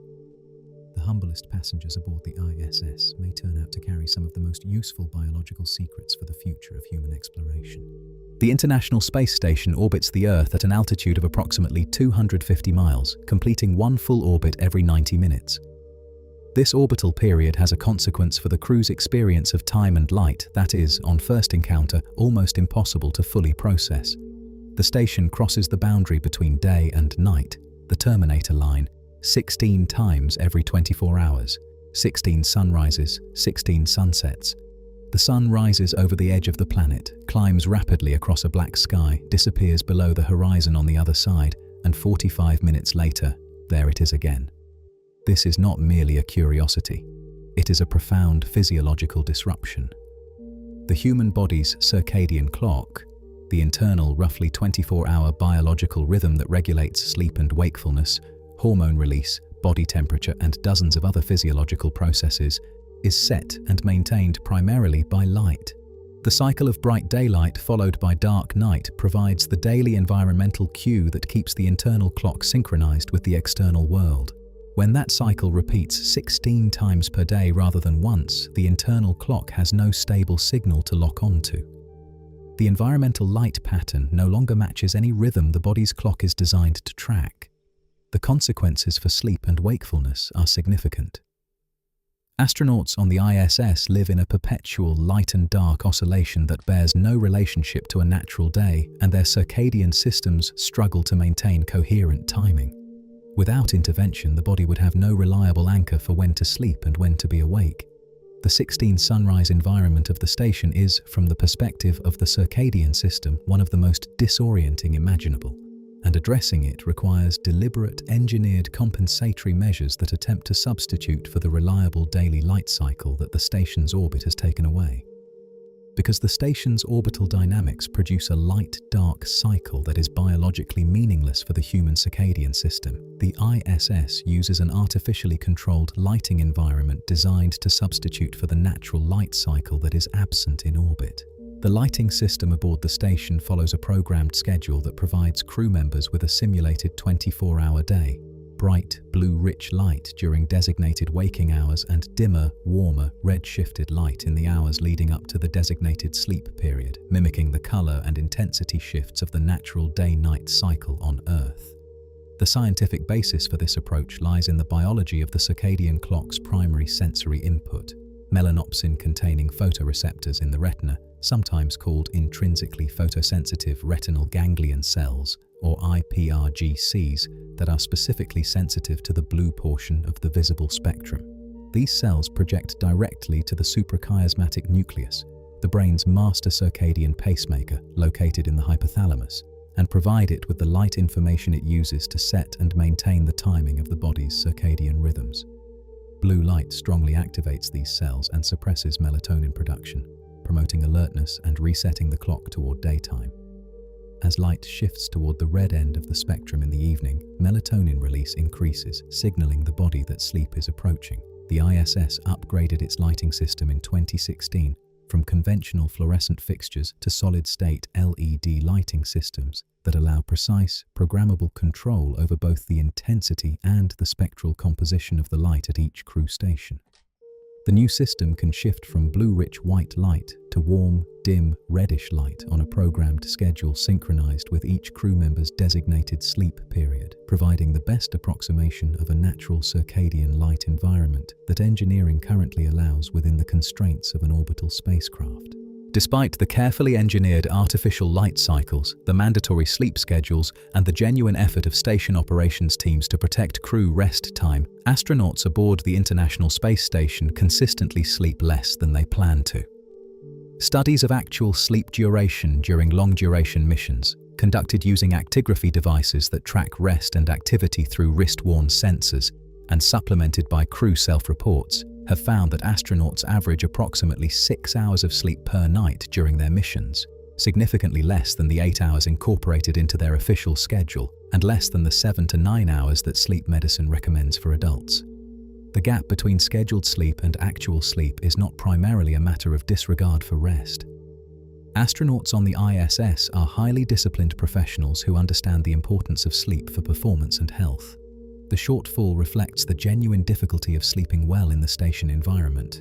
The orbital light cycle, even when mitigated by the artificial lighting system, continues to exert disruptive effects on the circadian system through windows and imperfect light control. The noise level in the station, from fans, pumps, and other mechanical systems, is continuously present and difficult to fully block. The psychological demands of living in a confined, high-stakes environment with limited privacy affect sleep quality, and the physical sensation of sleeping in microgravity, weightless, with no surface pressing on any part of the body, is simply different from anything the nervous system has experienced before and requires adaptation. Studies have found that a substantial proportion of ISS crew members use sleep medication during missions, a figure significantly higher than in the general population, reflecting the genuine difficulty of achieving adequate sleep in orbit. Improving sleep quality aboard the station is an active research priority because the cognitive and physical performance consequences of chronic, mild sleep deprivation accumulate over the months of a long-duration mission in ways that can meaningfully affect operational capability. Sleeping on Earth involves a physical relationship with a surface. Whether you sleep on your back, your side, or your stomach, you feel the mattress beneath you, the pillow supporting your head, the blanket covering you. These contact pressures are part of what the nervous system associates with lying down, with rest, with the transition towards sleep. The vestibular system, the pressure receptors in the skin, and the proprioceptive system in the muscles and joints all receive characteristic patterns of input when the body is horizontal and supported that are different from the patterns when it is upright and moving. Part of the sleep onset experience is this transition in sensory input, the body settling, the pressure on different surfaces changing, the familiar configuration of lying down signaling to the brain that sleep is permissible. In microgravity, this entire sensory landscape is absent. There is no surface pressing on any part of the body. The pressure receptors in the back, the sides, the hips, all silent. The body floats freely in any orientation without any surface contact unless tethered. There is no up or down, no preferred lying orientation, no mattress to sink into, no pillow to rest the head on in any meaningful gravitational sense. The familiar sensory context for sleep has simply vanished, and the brain must adapt to sleeping in a body that, from a physical sensation standpoint, feels like it is suspended in mid-air. Astronauts consistently report that the most comfortable sleeping position in microgravity, the position that feels most natural and restful, is the fetal position. Knees drawn slightly toward the chest, arms floating loosely forward in front of the body. This position requires no muscular effort to maintain in microgravity. It minimizes the stretch on the back muscles that can cause discomfort during long periods of floating in an extended posture, and it may activate some primitive sense of physical containment or comfort. The astronauts sleep in sleeping bags attached to the wall, which provides a psychological sense of being in a defined space, even if the bag itself provides no compressive support. One of the more counterintuitive potential benefits of microgravity for certain sleepers is a reduction in obstructive sleep apnea, a common earthbound condition in which the soft tissues of the throat, particularly the tongue and soft palate, relax during sleep and collapse inward under the pull of gravity, partially or completely blocking the airway. Obstructive sleep apnea affects a significant proportion of the adult population, and its severity is substantially influenced by sleeping position and body weight, because gravity's pull on the soft tissues of the throat is the direct mechanical cause of the obstruction. Remove gravity and the tissues no longer collapse downward. The structural cause of obstructive apnea is physically absent in microgravity. Research and anecdotal reports from astronauts do suggest that obstructive snoring and apnea are significantly reduced in orbit, consistent with this mechanism.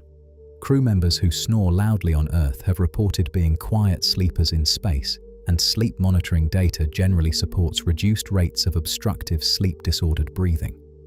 However, microgravity does not eliminate sleep-disordered breathing entirely.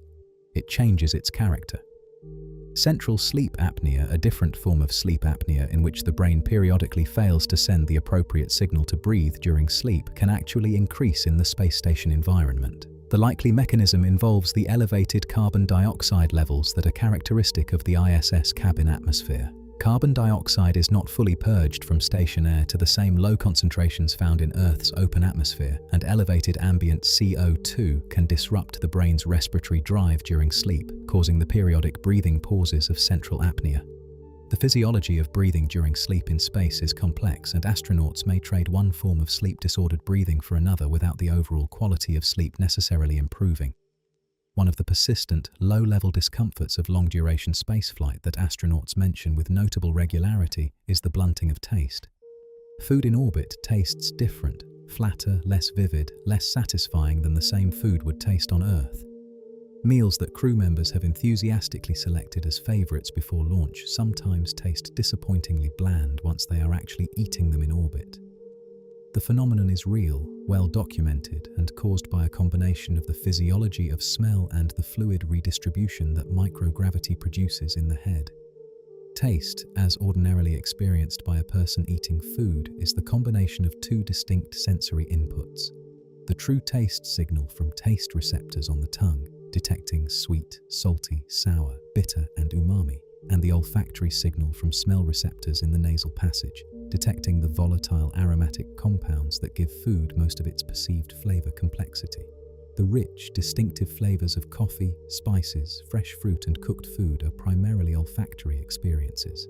The tongue's contribution without the nose would tell you only whether something is sweet, salty, sour, or bitter, categories without much nuance. In microgravity, the upward shift of fluids into the head congests the sinuses and nasal passages. The mucous membranes swell. The passage of air through the nose and the volatiles it carries is partially blocked. The olfactory receptors at the back of the nasal cavity receive a diminished concentration of the aromatic compounds that food releases.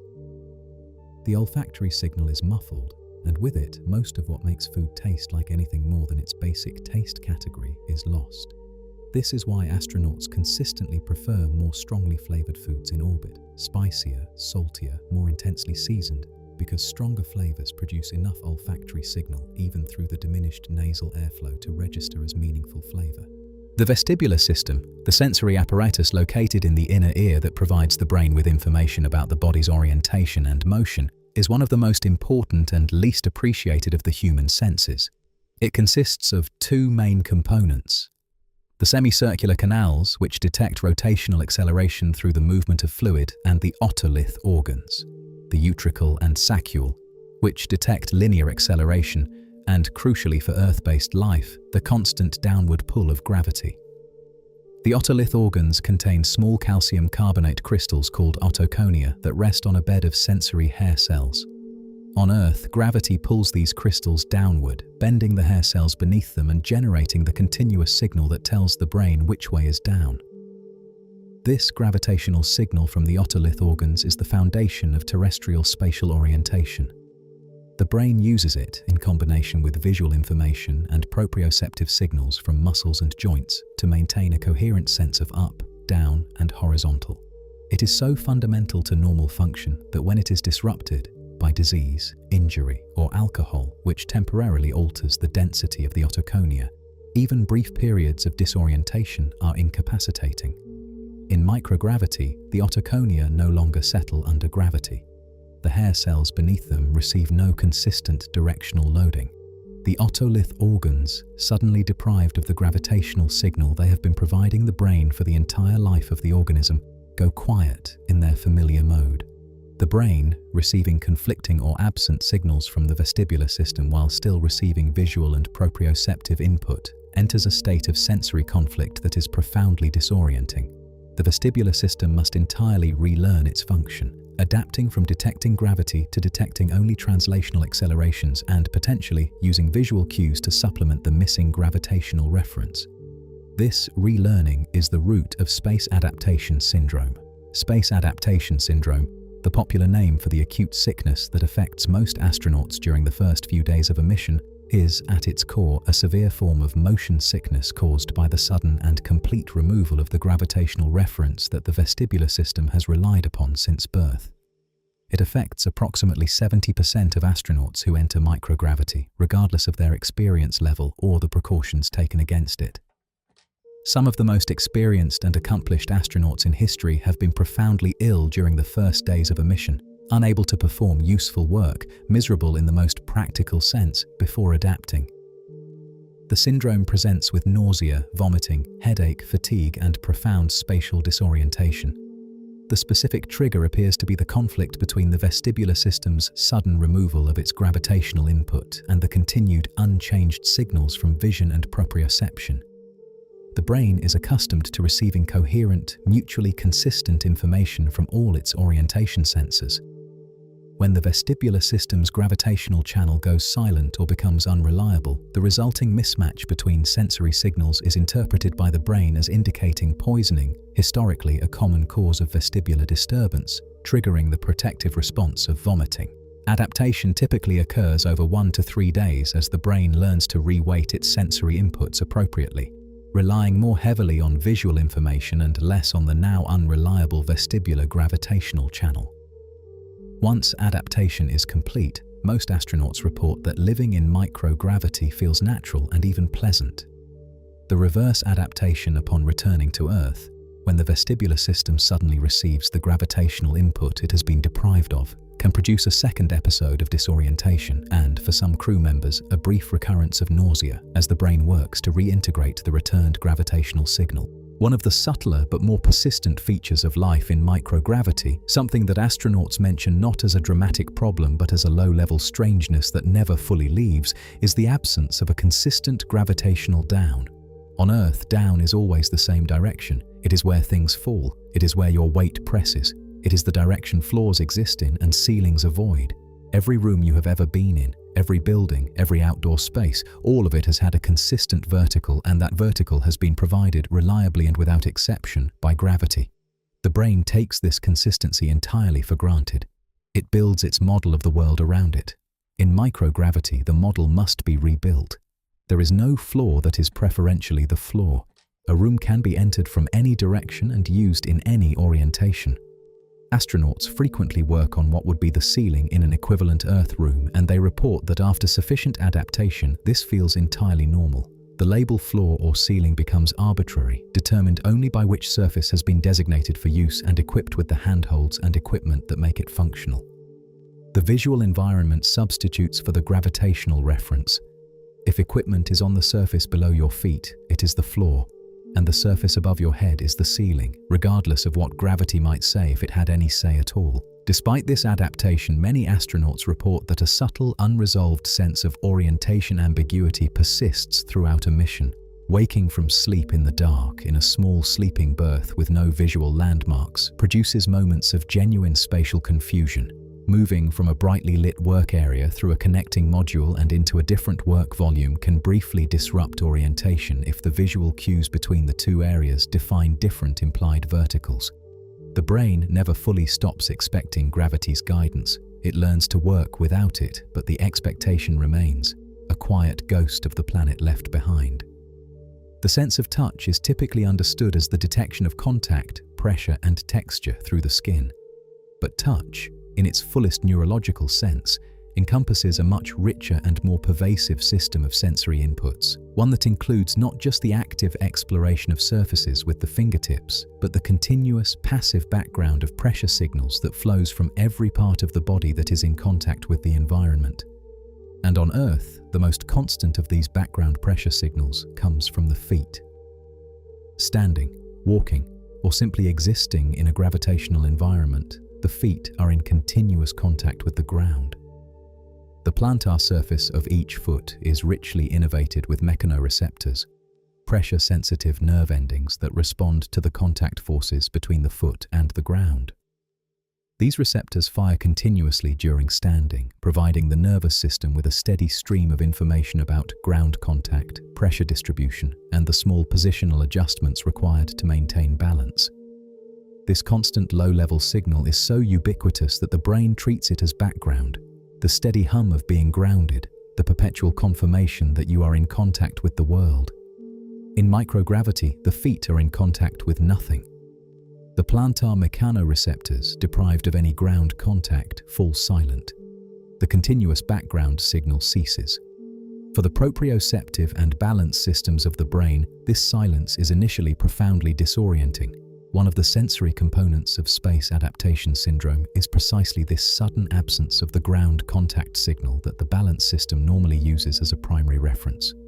Over time, the brain adapts to the silence, redistributing the work of spatial awareness to other sensory modalities. But the memory of that signal, the deep, pre-conscious knowledge of having ground beneath the feet, is something that returning astronauts have described as one of the most welcome sensations of homecoming, the floor pressing back, the ground saying yes. There is a principle in science that is sometimes called subtraction science, the strategy of removing a variable entirely rather than trying to control for it, in order to observe more clearly what role it was playing.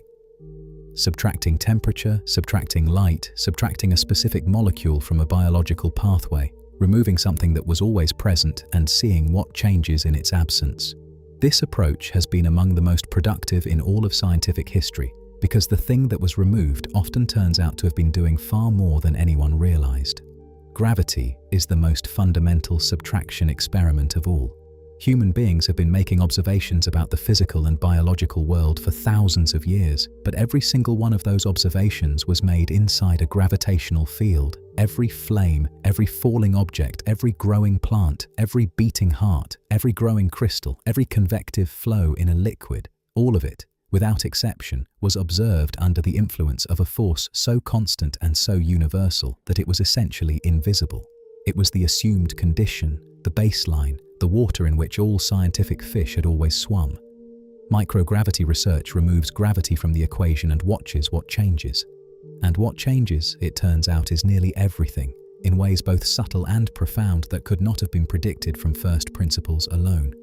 Flames become spheres, fluids become spheres, crystals become more perfect, bones dissolve, hearts change shape, bacteria become more dangerous, sleep becomes more difficult. The body, the materials world, and the physical world all turn out to have been deeply, invisibly shaped by a force that almost none of us have ever consciously noticed. Studying its absence has produced more scientific insight about what gravity does than thousands of years of studying its presence could have achieved. Gravity is the force most familiar to human experience, and paradoxically, the weakest of the four fundamental forces that govern the behavior of matter and energy in the universe.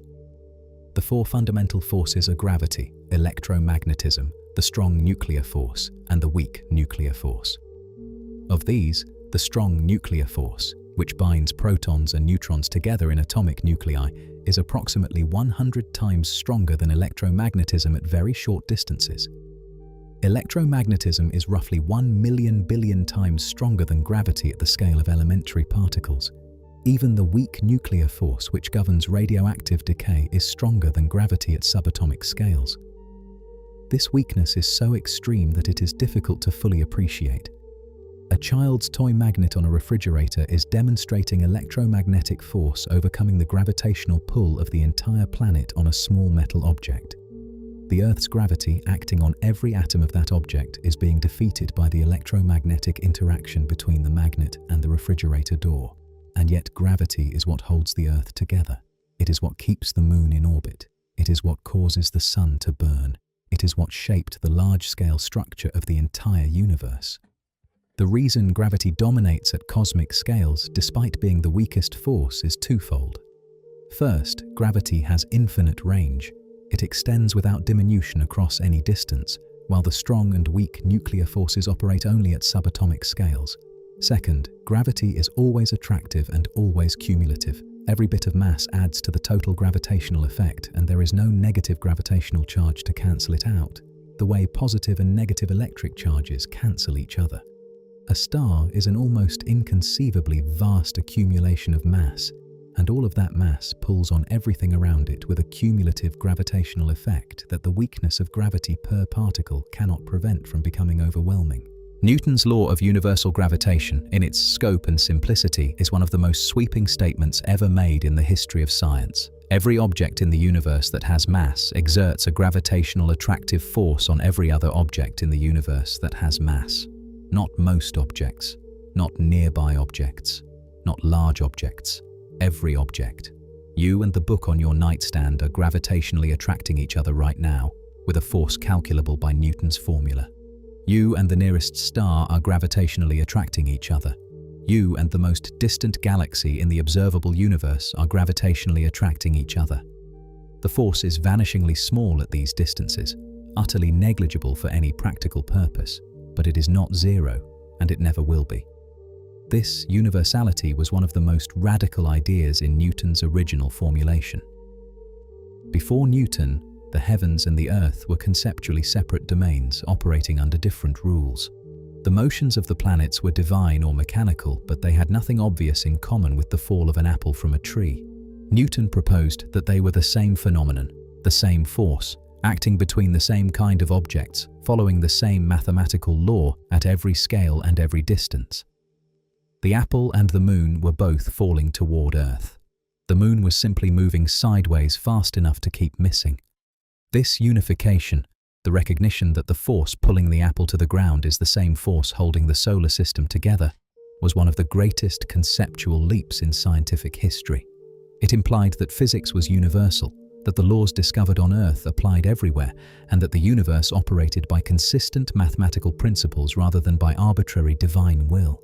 Everything that has followed in physics, every experiment, every theory, every technology, rests in some way on this foundational insight. that matter talks to matter everywhere, always, across every distance, through the same silent force. The story of how gravity assembled the universe from a nearly smooth, nearly uniform fog of hydrogen and helium into the extraordinary structured cosmos we observe today is one of the grandest narratives in all of science. In the first seconds and minutes after the Big Bang, the universe was a hot, dense plasma. Matter and energy so thoroughly mixed and so uniformly distributed that no structure existed anywhere. Gravity, operating on the tiny random density fluctuations seeded by quantum processes in the earliest instants of cosmic time, began the slow, patient work of amplification, pulling slightly denser regions together, increasing their density, which increased their gravitational pull, which attracted more matter, which increased their density further, in a feedback loop that operated over hundreds of millions of years. The first stars ignited in clouds of hydrogen and helium that gravity had compressed to the point of nuclear fusion. The first galaxies formed as gravity pulled the material of early stellar generations, enriched with heavier elements forged in stellar cores, into rotating disk structures. Galaxy clusters formed as gravity drew individual galaxies toward each other and bound them in vast congregations containing hundreds or thousands of members. And connecting the clusters into the largest structures in the observable universe are the cosmic filaments, vast threads of dark matter and ordinary matter, each containing multiple clusters, arranged in a web-like pattern that stretches across hundreds of millions of light-years. Every structure in the universe, from the smallest moon to the largest supercluster, is a testament to gravity's patient, cumulative work. Gravity is the universe's architect, the force that took the smoothness of the early cosmos and folded it, over billions of years and across billions of light-years, into the astonishing complexity of what exists today. Every galaxy is a gravitational achievement. Every star, every planet, every grain of sand, the structure of everything at every scale is gravity's signature. One of the most precisely tested and profoundly significant facts in all of physics is the equivalence of gravitational and inertial mass. The fact that every object, regardless of its composition, density, or structure, falls at exactly the same rate in a gravitational field. A feather and a bowling ball, dropped simultaneously in a vacuum, hit the floor at exactly the same instant, not approximately the same instant, not the same instant within experimental error at moderate precision. The same instant at the highest precision that human technology can achieve, 1 part in a trillion and beyond.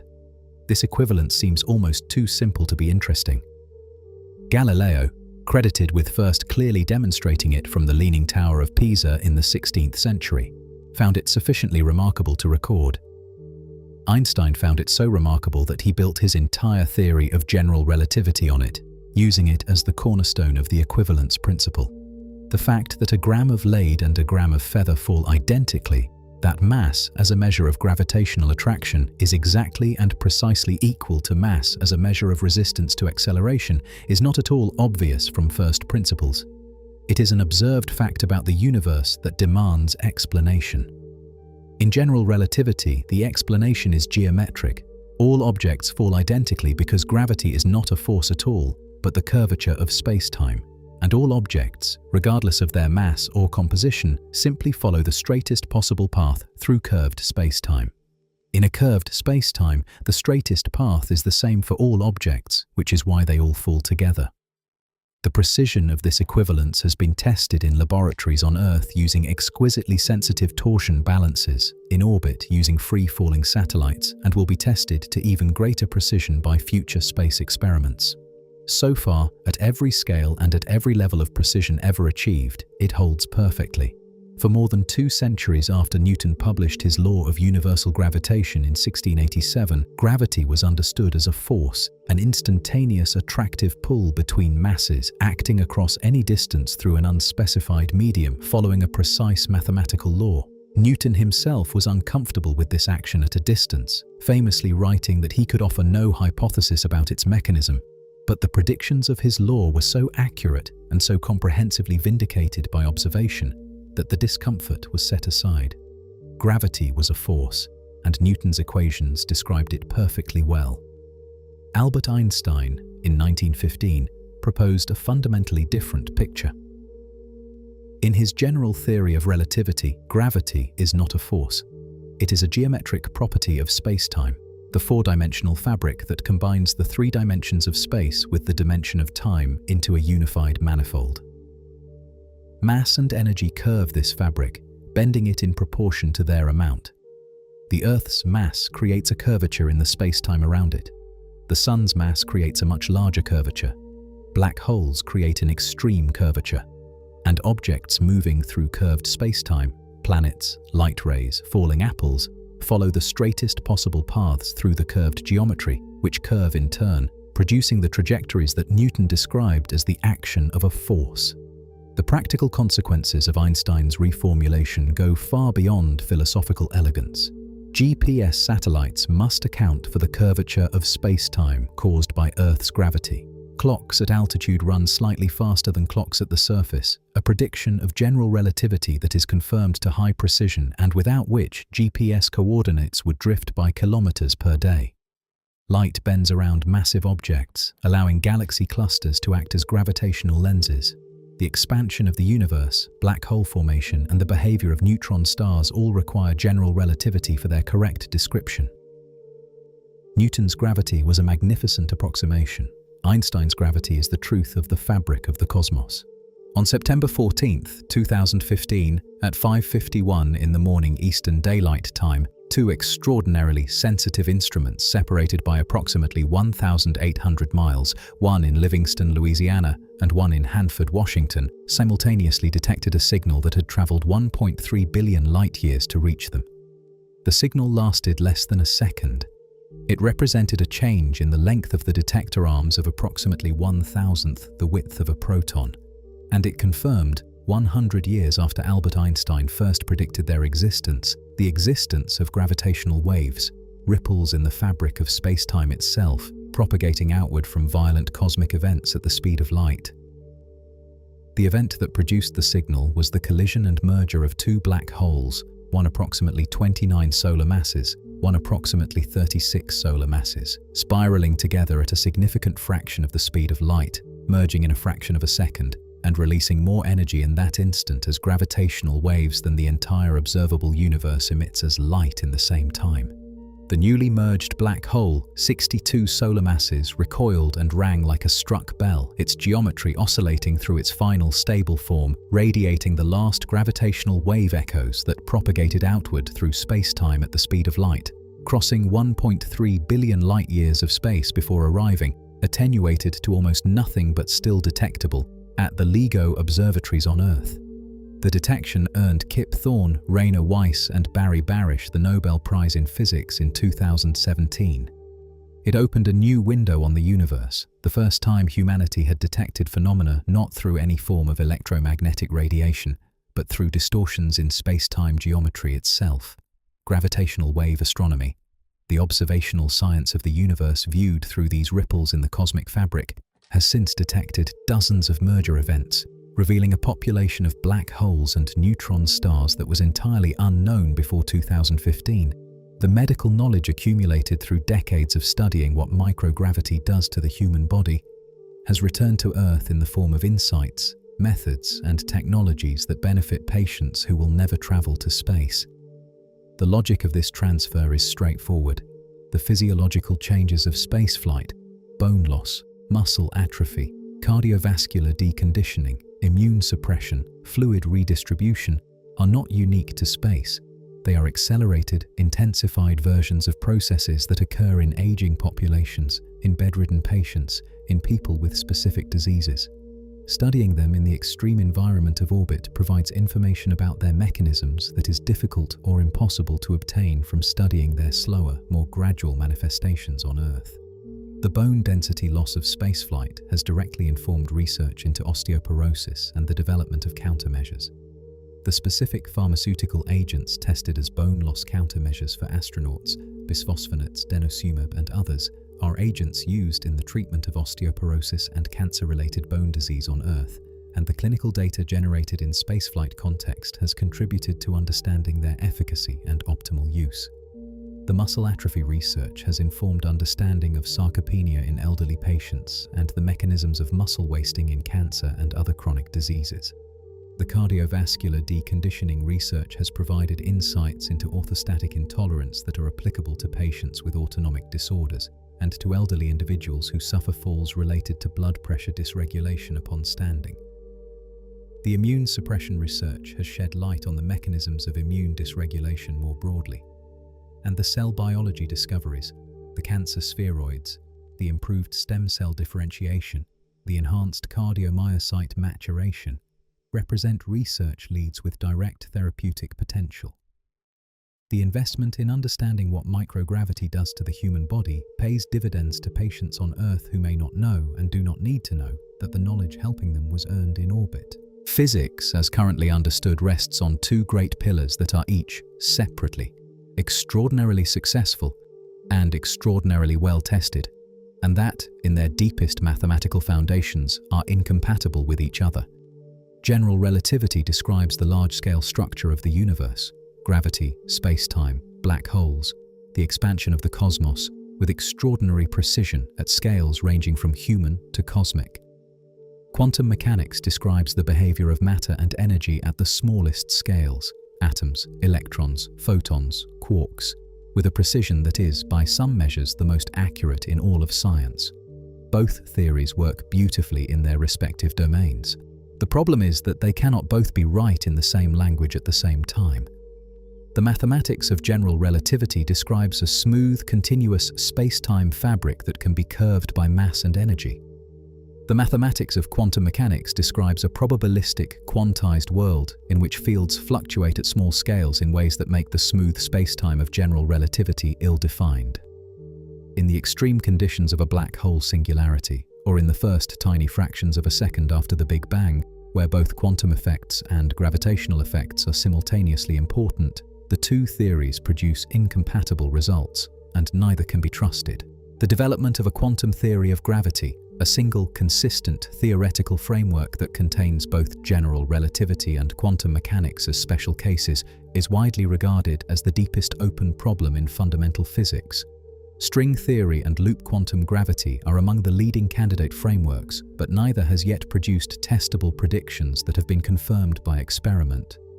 Microgravity research, by testing quantum behavior in environments where gravitational effects are reduced and precisely controlled, may contribute in subtle ways to probing the boundary between the quantum and gravitational realms, a boundary that, when finally mapped with precision, may transform our understanding of reality itself. There is a fact about the origin of your body that is so vast in its implications and so personal in its conclusion that it requires a moment of stillness to absorb. Every atom that you are made of, every carbon atom in your DNA, every calcium atom in your bones, every iron atom in your blood, every oxygen atom you are breathing right now, was forged inside the core of a star. Not this star, not the sun that is presently burning 93 million miles away. Older stars, stars that lived and burned and died before the Earth existed, before the solar system existed, before any of the matter that makes up this planet had been assembled into anything at all. Those stars collapsed under their own gravity, fusing lighter elements into heavier ones in the immense pressures of their cores. When they died, some in supernova explosions so violent that they briefly outshone entire galaxies, they scattered their enriched material across the galaxy. Clouds of this material slowly condensed, pulled together by gravity over millions of years to form new stars and new planetary systems. The Earth formed from one such cloud, its material stratified by gravity, iron sinking toward the center, lighter silicates floating above, water delivered by comets and asteroids, the oceans pooled in basins carved by gravity. Life evolved in those oceans, and over 4 billion years, through processes still not fully understood, the atoms of those early stellar remnants were assembled into cells, into organisms, into the creature reading these words. You are, in the most literal possible sense, made of stardust gathered by gravity. The calcium in your bones was forged in a stellar core and pulled to Earth by the same force that holds the moon in its orbit. The iron in your blood was made in the heart of a star that died before the sun existed, and gravity collected it here, held it through billions of years of geological and biological transformation until it ended up inside you. Gravity is not merely the force that keeps you on the ground. It is the force that assembled you from the scattered remnants of dead stars. Everything you are was gathered, slowly and patiently, by the most ancient and universal force in the cosmos. Somewhere above you right now, the International Space Station is crossing the sky. You cannot see it with the naked eye most nights, but it is there, a small bright point moving in silence, completing one full orbit of the Earth every 90 minutes. Inside it, human beings float. They sleep tethered to walls. They watch their tears collect into spheres around their eyes. Their spines are slowly lengthening. Their bones are, molecule by molecule, redistributing their calcium. Their flames burn blue and round.